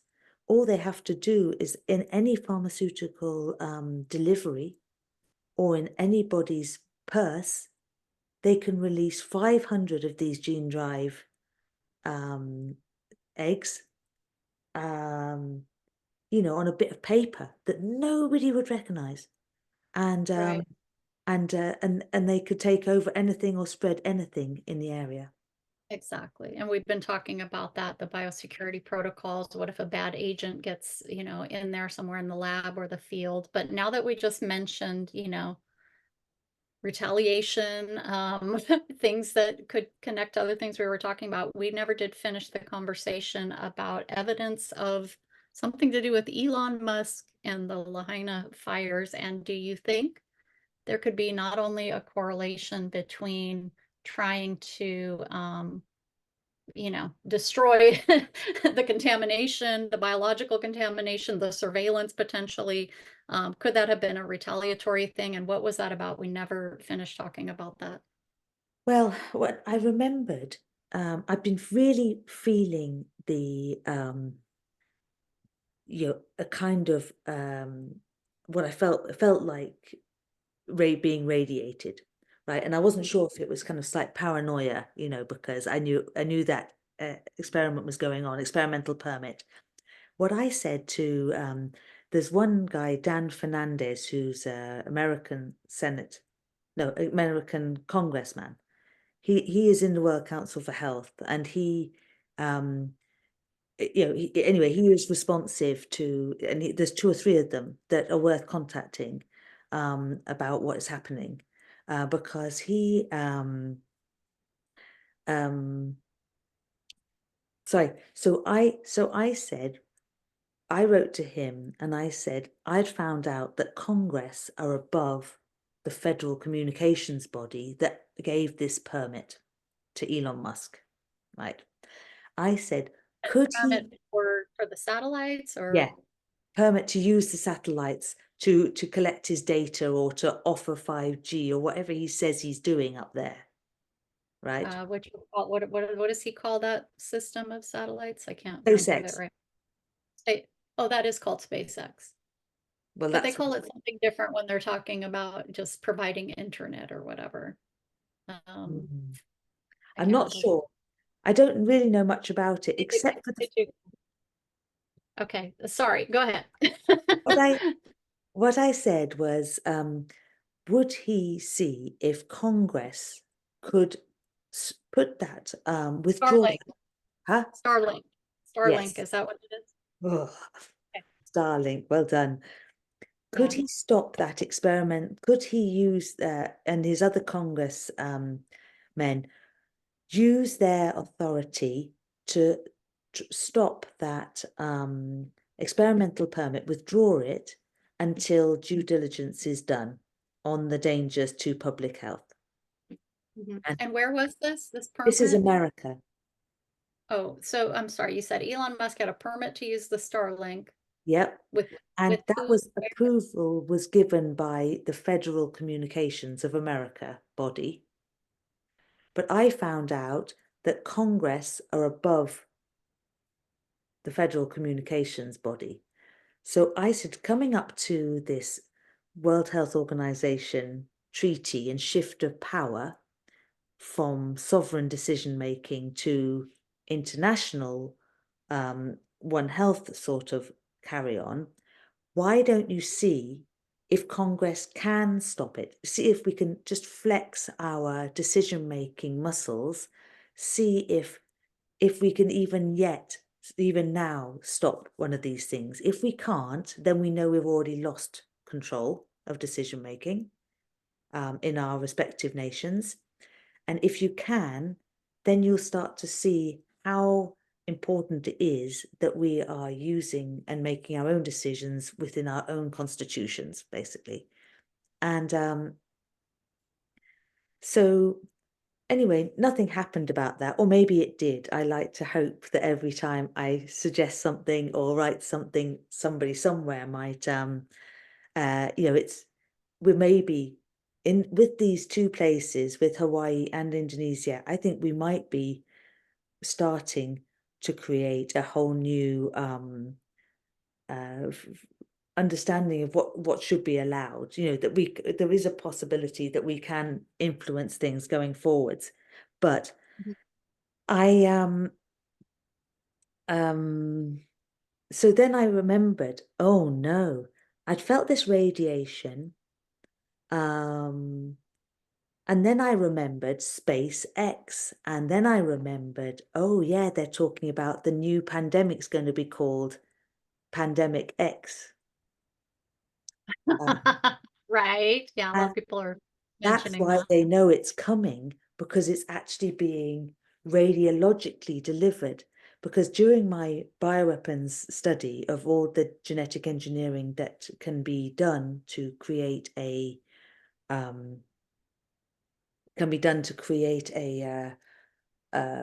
GMO or a gene edited organism or a bioagent or a bioweapon, one of the things is by electrical pulse. You can gene transfer using electrical pulse. So that is a remote delivery system. Mm.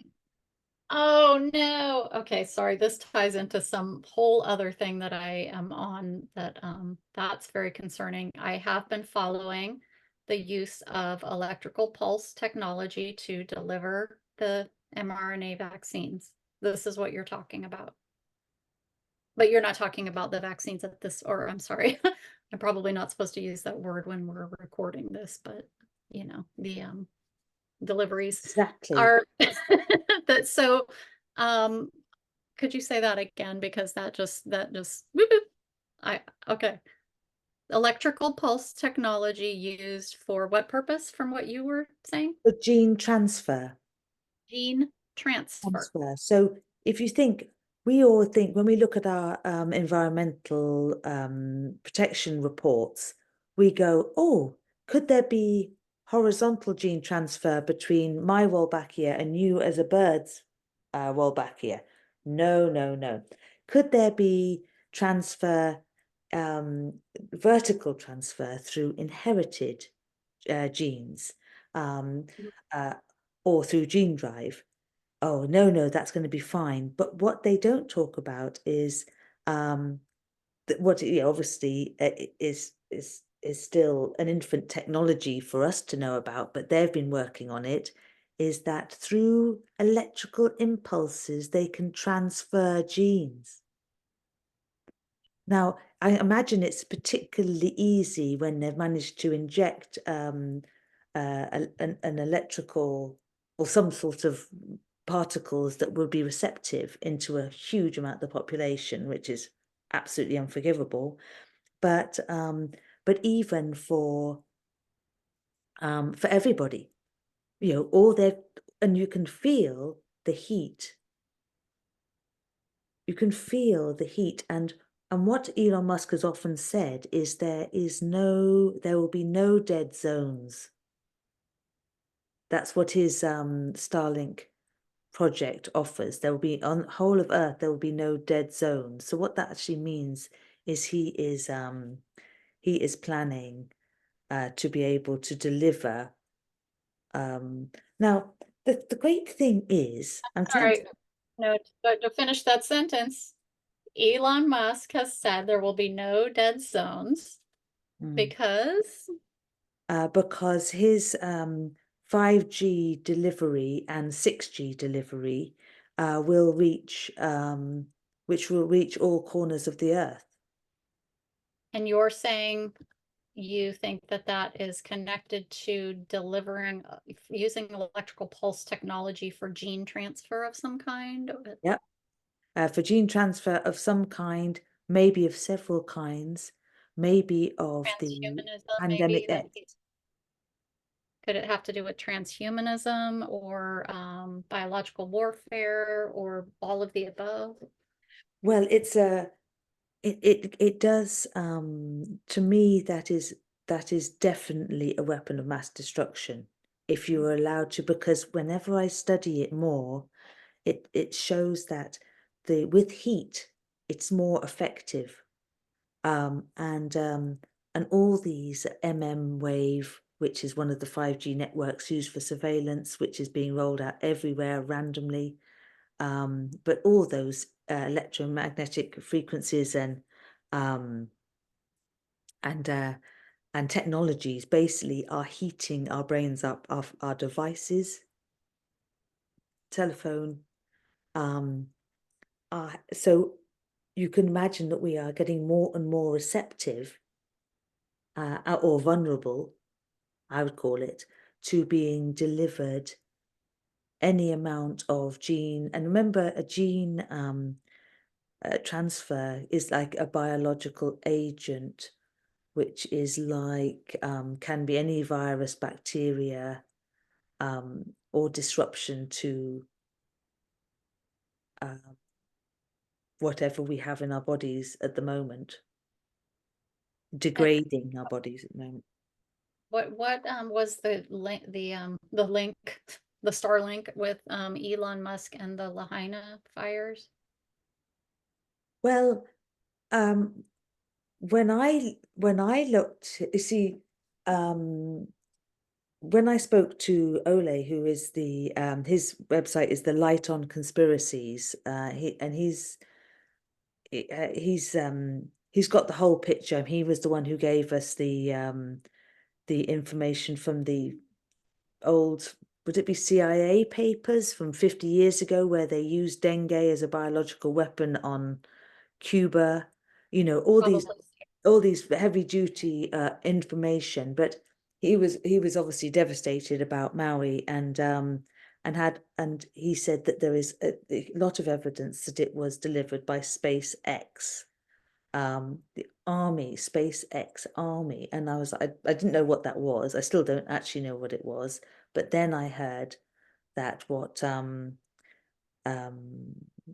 Musk was doing was a SpaceX project.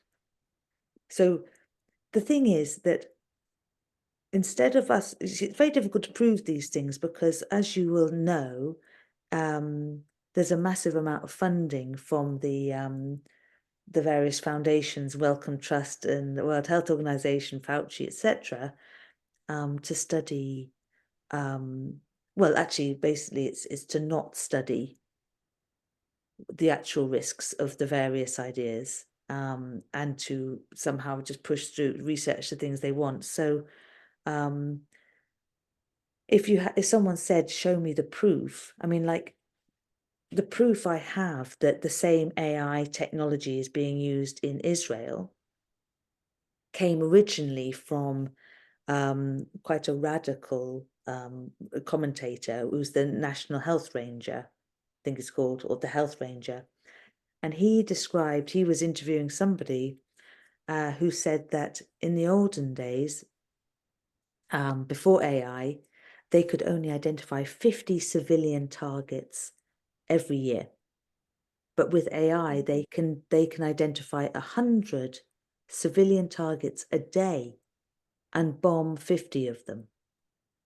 So that shows, that is an absolute proof that it is a weapon of it is it's a military protocol, a military technology, and a weaponized technology. So the fact that all our governments are saying, oh, we're using it for all sorts of important decisions, it is completely inappropriate. But add to that in Obama's time as president, he changed the category of targets to being signature groups. So in the past, not very long ago, you had to be a proper target. You had to be like a terrorist threat, like maybe have received training or maybe have be part of some sort of plan. Whereas now, even if you're got any sort of maybe you lost somebody in the war, or you have a son, or you're the son of someone who's died as part of the conflict, whatever relationship you have, if you have any sort of a possible affiliation or grievance to the nation that is in conflict, you are part of that signature group and become a legitimate target. So it's very dangerous. And these 8 nuclear submarines for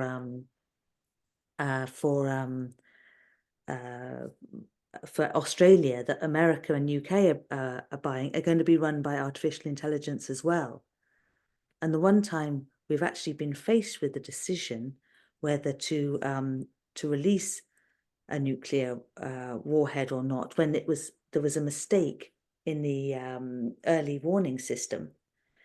It took the one man, he was Russian actually, who got the message that 6 nuclear warheads had been fired on Russia, and it was his absolute protocol that he had to retaliate. You know, you only have 4-minute warning.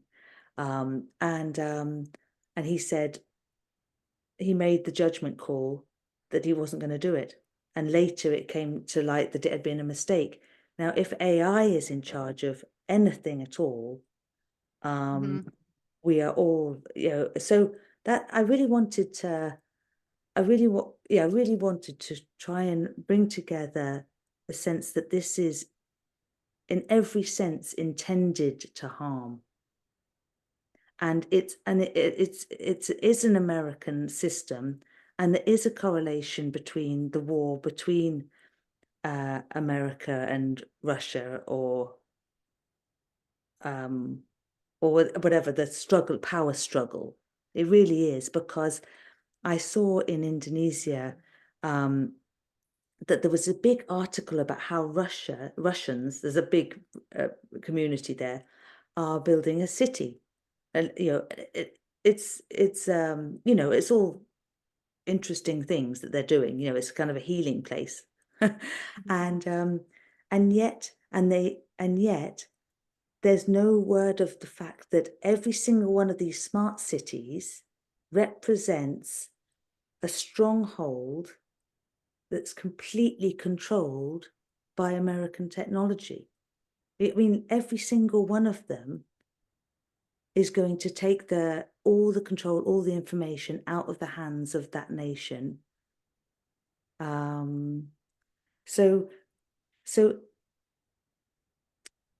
And I think it's helpful that somebody has brought this to a head by calling on war crimes. That's what I wanted to say. I'm writing to a lot of people in the UK, because there are always opposition parties who need to know these things, who can actually raise them, because most people don't even hear about it. Yeah. Okay, well, so I could talk to you all day. I can't even, I definitely want to share this information that we've talked about. So hopefully, is there anything you can let me know afterwards, anything you don't want me to publicize, but I'm going to share this if you could send it to me after we're done. And what can we do working together? Because I do think that, you know, that's the next part of what's happening here, is that we need to work together, you know, different countries, different groups that understand what's happening here. And we need to bring the truth to light, and we need everybody to pay attention. This interview is, I mean, it started off as just a phone conversation, but it's just, I mean, this is everything that we have been touching on and going, I don't like where this is going. And now, you know, yeah, this is way beyond some kind of conservation effort or another bungling of, you know, procedure with government agencies. This is major, and it needs to stop worldwide. This needs to stop. I mean, I can't believe, I've said this multiple times, but I can't believe that anybody in the right mind would hear the words, "We're releasing mosquitoes," and be on board with that to begin with, you know? But then we're going to bring in all of these other factors. And I don't know where people have been for the last few years, but yeah, absolutely. They're using insects as bioweaponry, not just to release disease, but with this IP technology and with this capability to have, and the technology is so small, they can release, you know, microchip, nanochip technology right into our air, and we wouldn't even see it, you know? And yes, they have been experimenting and putting that into insects for surveillance purposes, to experiment with hybridizing, you know, cyborg type of hybridization. This is real. It's unbelievable that it's real, but believe it because it's happening. What I would suggest is to I don't know how it works in the States, but we have a whole lot of 17,000 islands and a lot of parliamentarians and different levels of society. And I bet that you would find that there are quite a few that have dealt with this sort of situation or parallel situation. And so I am a big believer in the in trying to find the people who are capable of honestly raising the alarm, and also can step up to because these people have to some of these people are going to have to be done for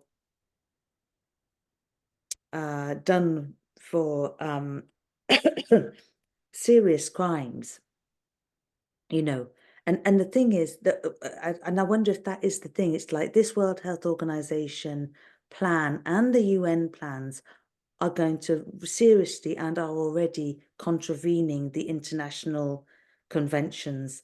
Two big international conventions. One is the non-proliferation of weapons of mass destruction. And the other is the Aarhus Convention, which is that there is there's such a massive loss of personal agency in this, that there's this huge impact on the environment and on your lives without any public consultation. Yeah, that is actually against that convention. And the other thing you have to watch out for in America is that there's a the same man, I think is called Anthony Ruggiero.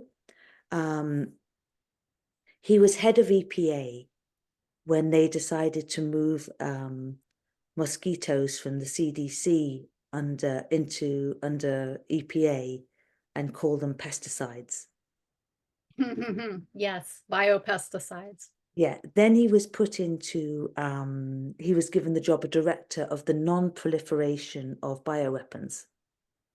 But then I noticed he's now in charge of the counter-proliferation of bioweapons. So I think that's what they're trying to do, is say, we're not proliferating bioweapons, we're proliferating counter, to counter what other people are doing. But it's basically trying to justify it, and it's so hazardous. Any one of those microbes, as those three females showed, any one of those microbes could disrupt the oxygen, the pollination of food,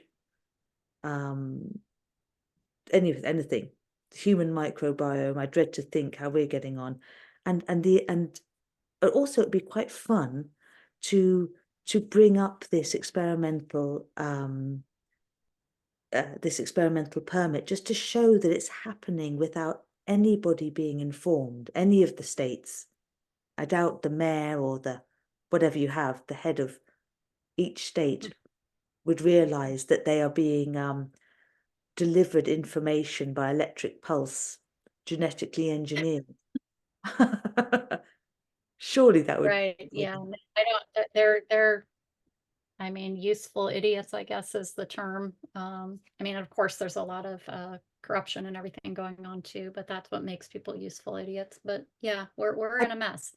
I tell you So what I'm going Anthony, to do though. is he still with the EPA? Because I'm going to look into this too. He's Oh, still with the EPA when you say he's in charge of bioweapons. That's something to do with the EPA, or is he now with another Department of Defense or yeah. DARPA or something of that nature? I don't know what it was for, but I only found how he'd moved because he wrote an article saying how Russia was making it up that they were using bioweapons against them. And that was when he was in non-proliferation. And then I said, what's he doing now? His surname is Ruggiero, Ruggerio, I think. Yeah, I'll find him. Um, Okay, and then the other thing is that do we have at this point a global coalition of people like us in different countries that want to stop what's happening here, specifically focused on the mosquitoes, but now clearly tied into everything else we talked about here, but I would like it myself to be focused on, insect bioweaponry, I guess you would say, and biotech industry experimentation. And if we don't, are you interested in starting something with me? We don't have enough to do, right? I do think it's so important, but um, I've got a feeling, um, well, the World Council for Health are a very knowledgeable bunch of doctors and lawyers, um, and uh, and so, but they can sometimes slightly kind of implode, like, say for example, if us talking like this, but then we didn't share it with anybody. Yeah. Um, I mean, maybe that's not quite fair. What I kind of meant was, I really, I really think we need to just do what you're doing. You're taking them to court. I'm writing to people, meeting people, and Yeah. we're doing these mixture of civil and criminal. Is yours a civil case or a criminal case? It's a civil case, but there's a lot of talk about a criminal case and pursuing things in different ways. At this point, myself and our organization, we are going to pursue this civil case as far as we can go with it because we have a really strong case. And it is a process that in the past, when, some of these processes appeared to have been honored to a certain extent, it did work to stop, projects that were impacting the environment. But and we've got the groundwork, that can be incorporated into a criminal case, and we're looking at other avenues that we can do, in conjunction, and people that want to step up and take things on with or without attorneys. We're definitely looking at that. But yeah, I Well, think one of the ideas I had uh, was if there is still a group, um,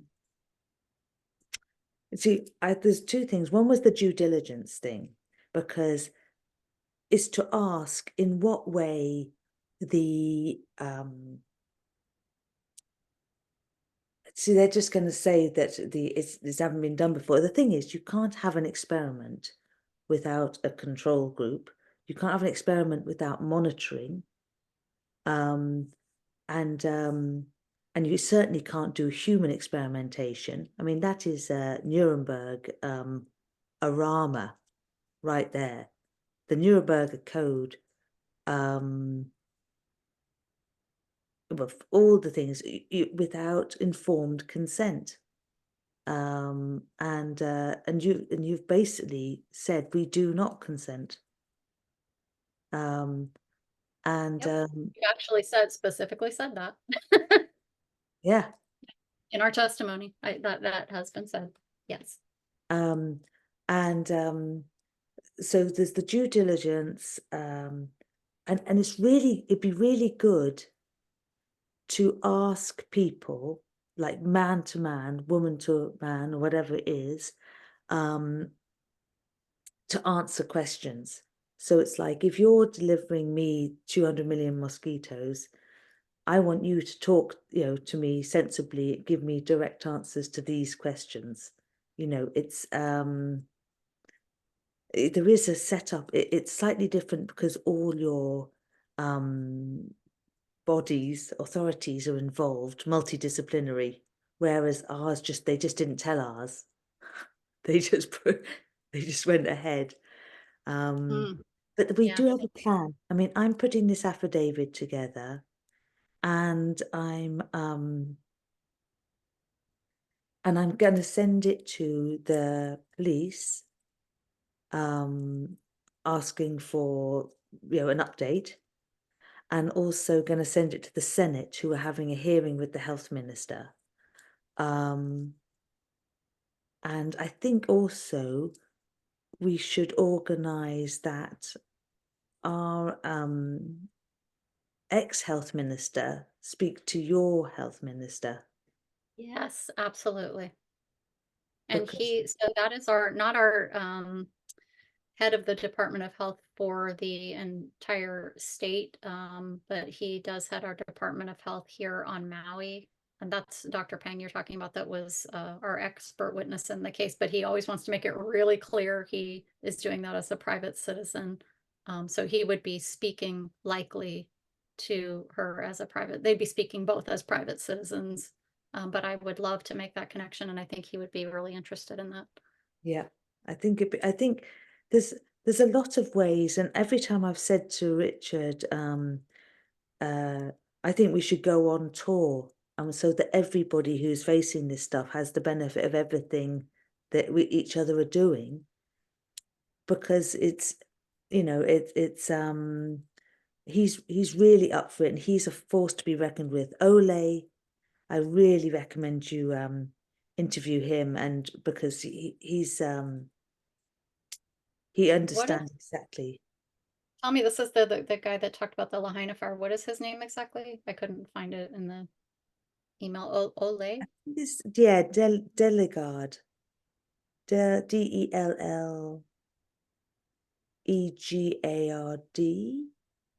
Okay. I'm gonna look into that as Yeah, well. and And the email, whatever, go sorry, ahead. there's just the website is Light on Conspiracies, The light on conspiracies. not just Light on Conspiracies. Okay, yeah, this is amazing.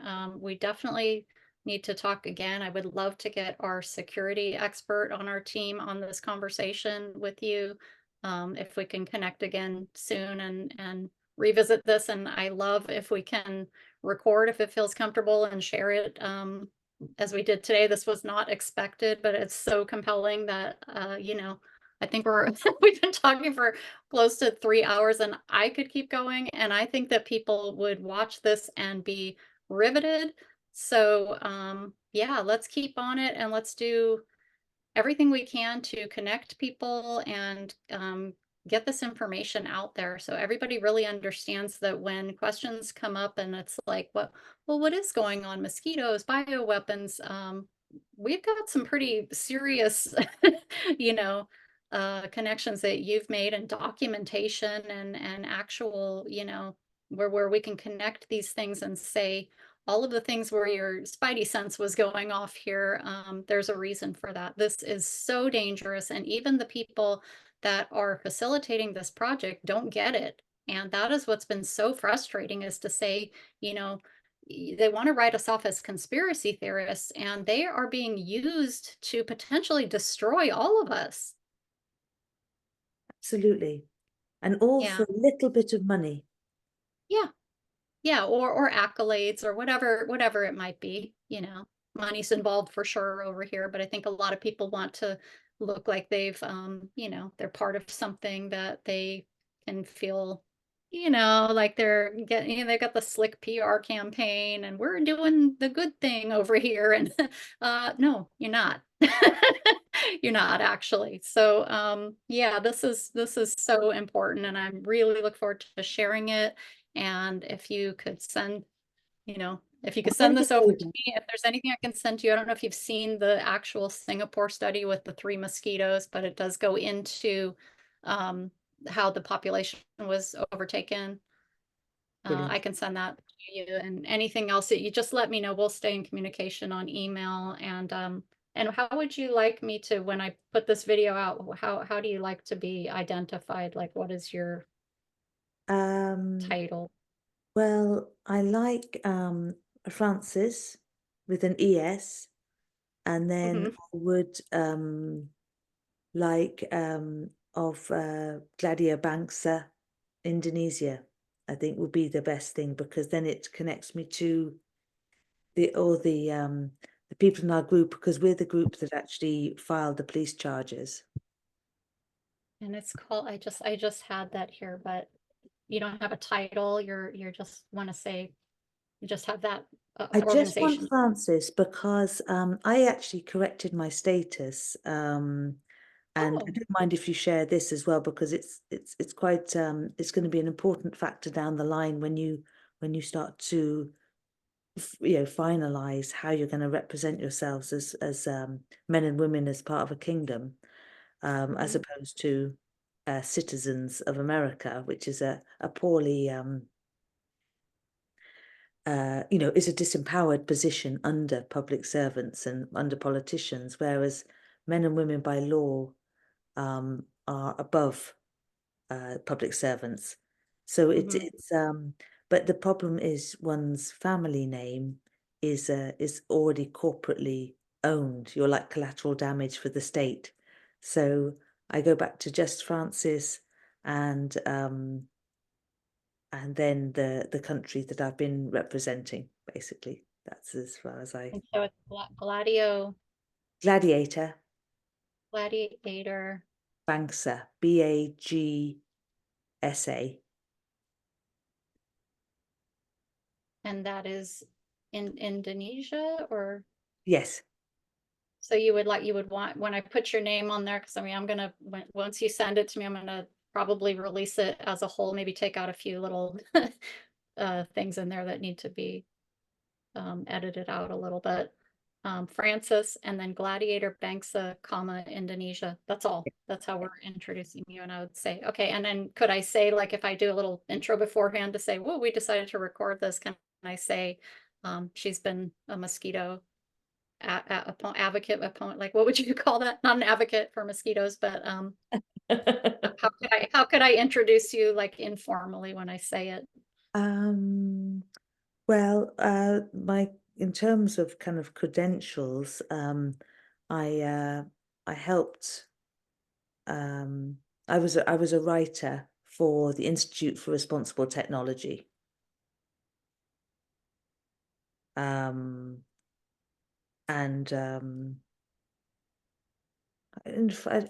informally, I find it very difficult. It's really nice. My friend in Gladiator Bangsa, Dr. Kun, who you'll also absolutely have to meet, he always calls me Dr. Francis. I really like it because I'm sure. I mean, I'm actually not a doctor, but I have. There's just been so many strands to how I got to where I happen to have the information and understand things that I don't.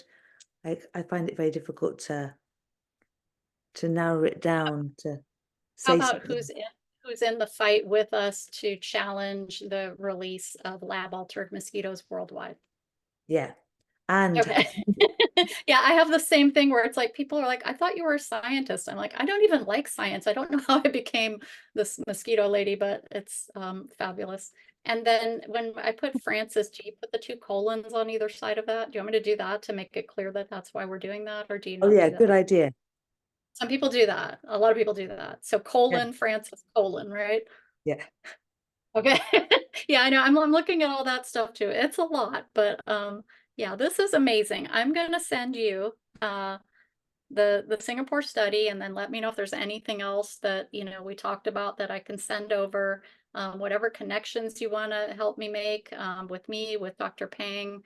And then if you could send this video over, and if you are at liberty to send me that IP technology document, whatever it is, I don't have to share it if you let me know one way or the other, but I would like to see it.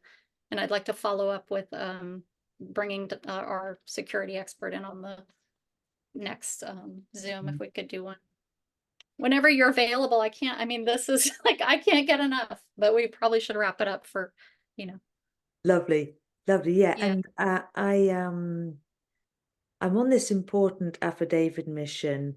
I find it and what I'm doing it is I'm doing it in Bahasa, Indonesia, and that's how I'm justifying sending it in its entirety. So if it does come to a court case, it doesn't matter that I won't be limited by the fact that people will be translating for me. I'll have delivered my entire statement beforehand. So it's a bit of an epic missive.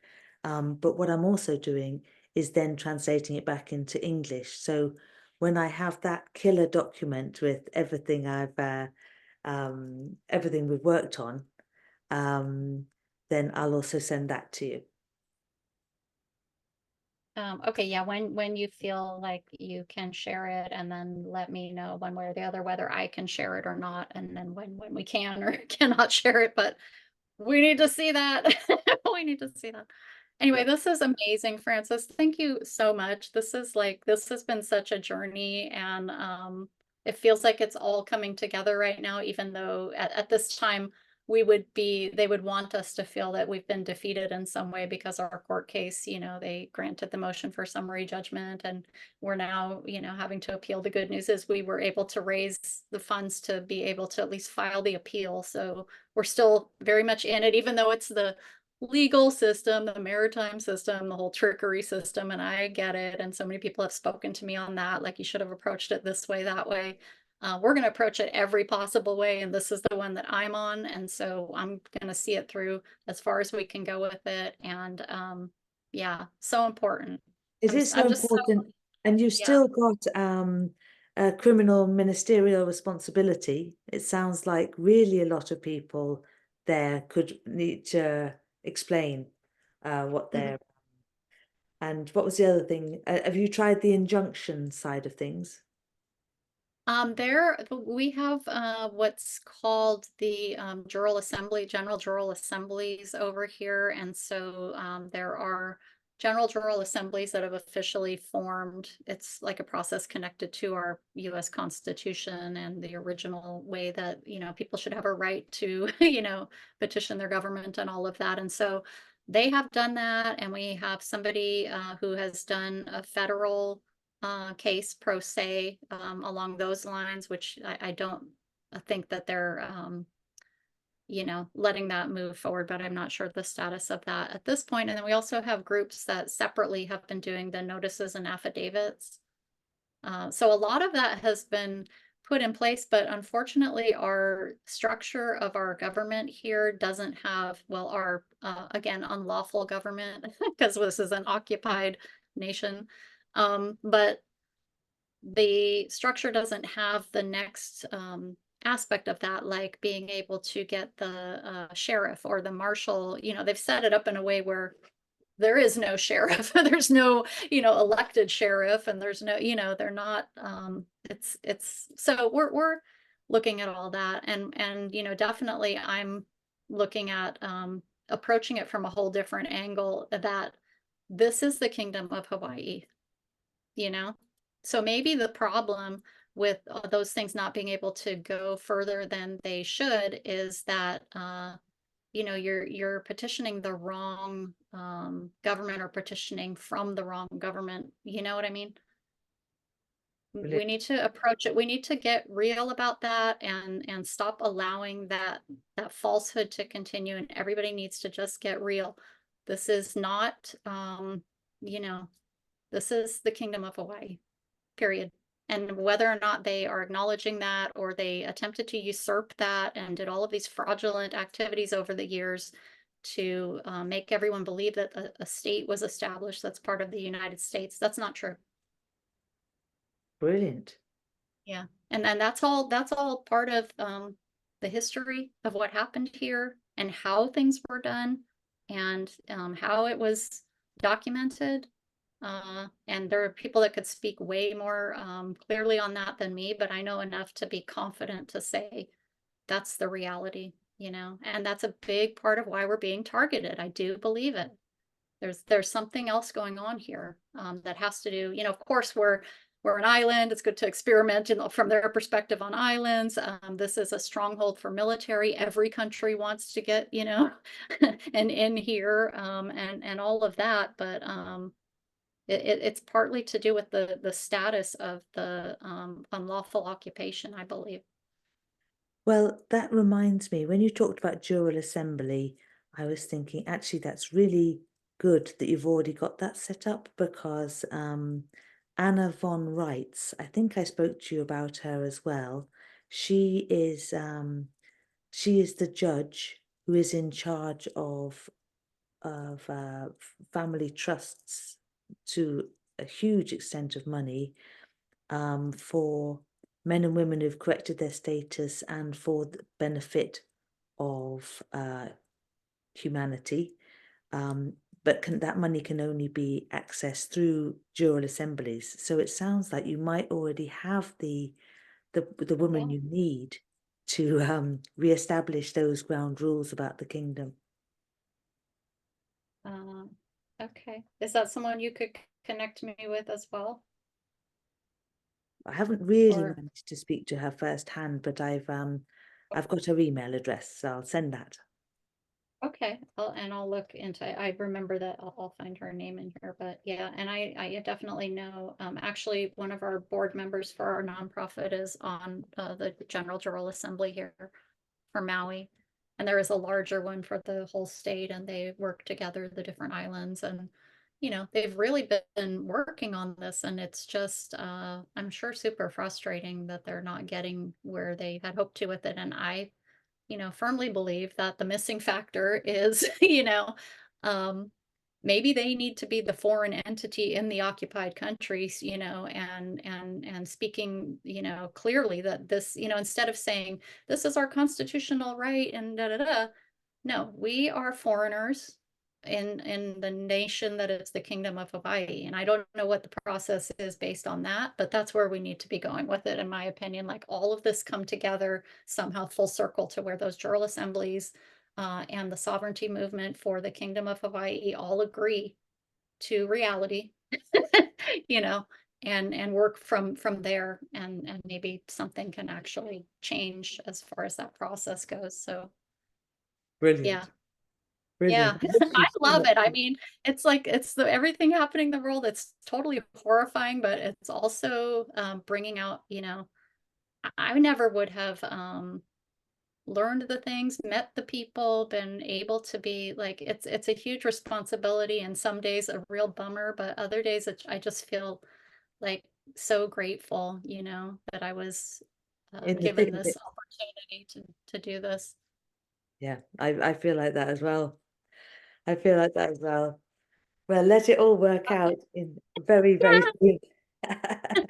Thank you so much, Francis. You're amazing. We are definitely going to talk again, and I'm going to send you a follow-up message, and we'll stay in touch, and we'll do a follow-up Zoom where we can bring in our security expert and really get to the nitty-gritty of some of the stuff we talked about here.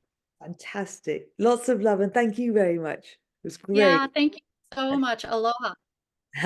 Take care. Bye bye. I'm gonna Aloha. pause.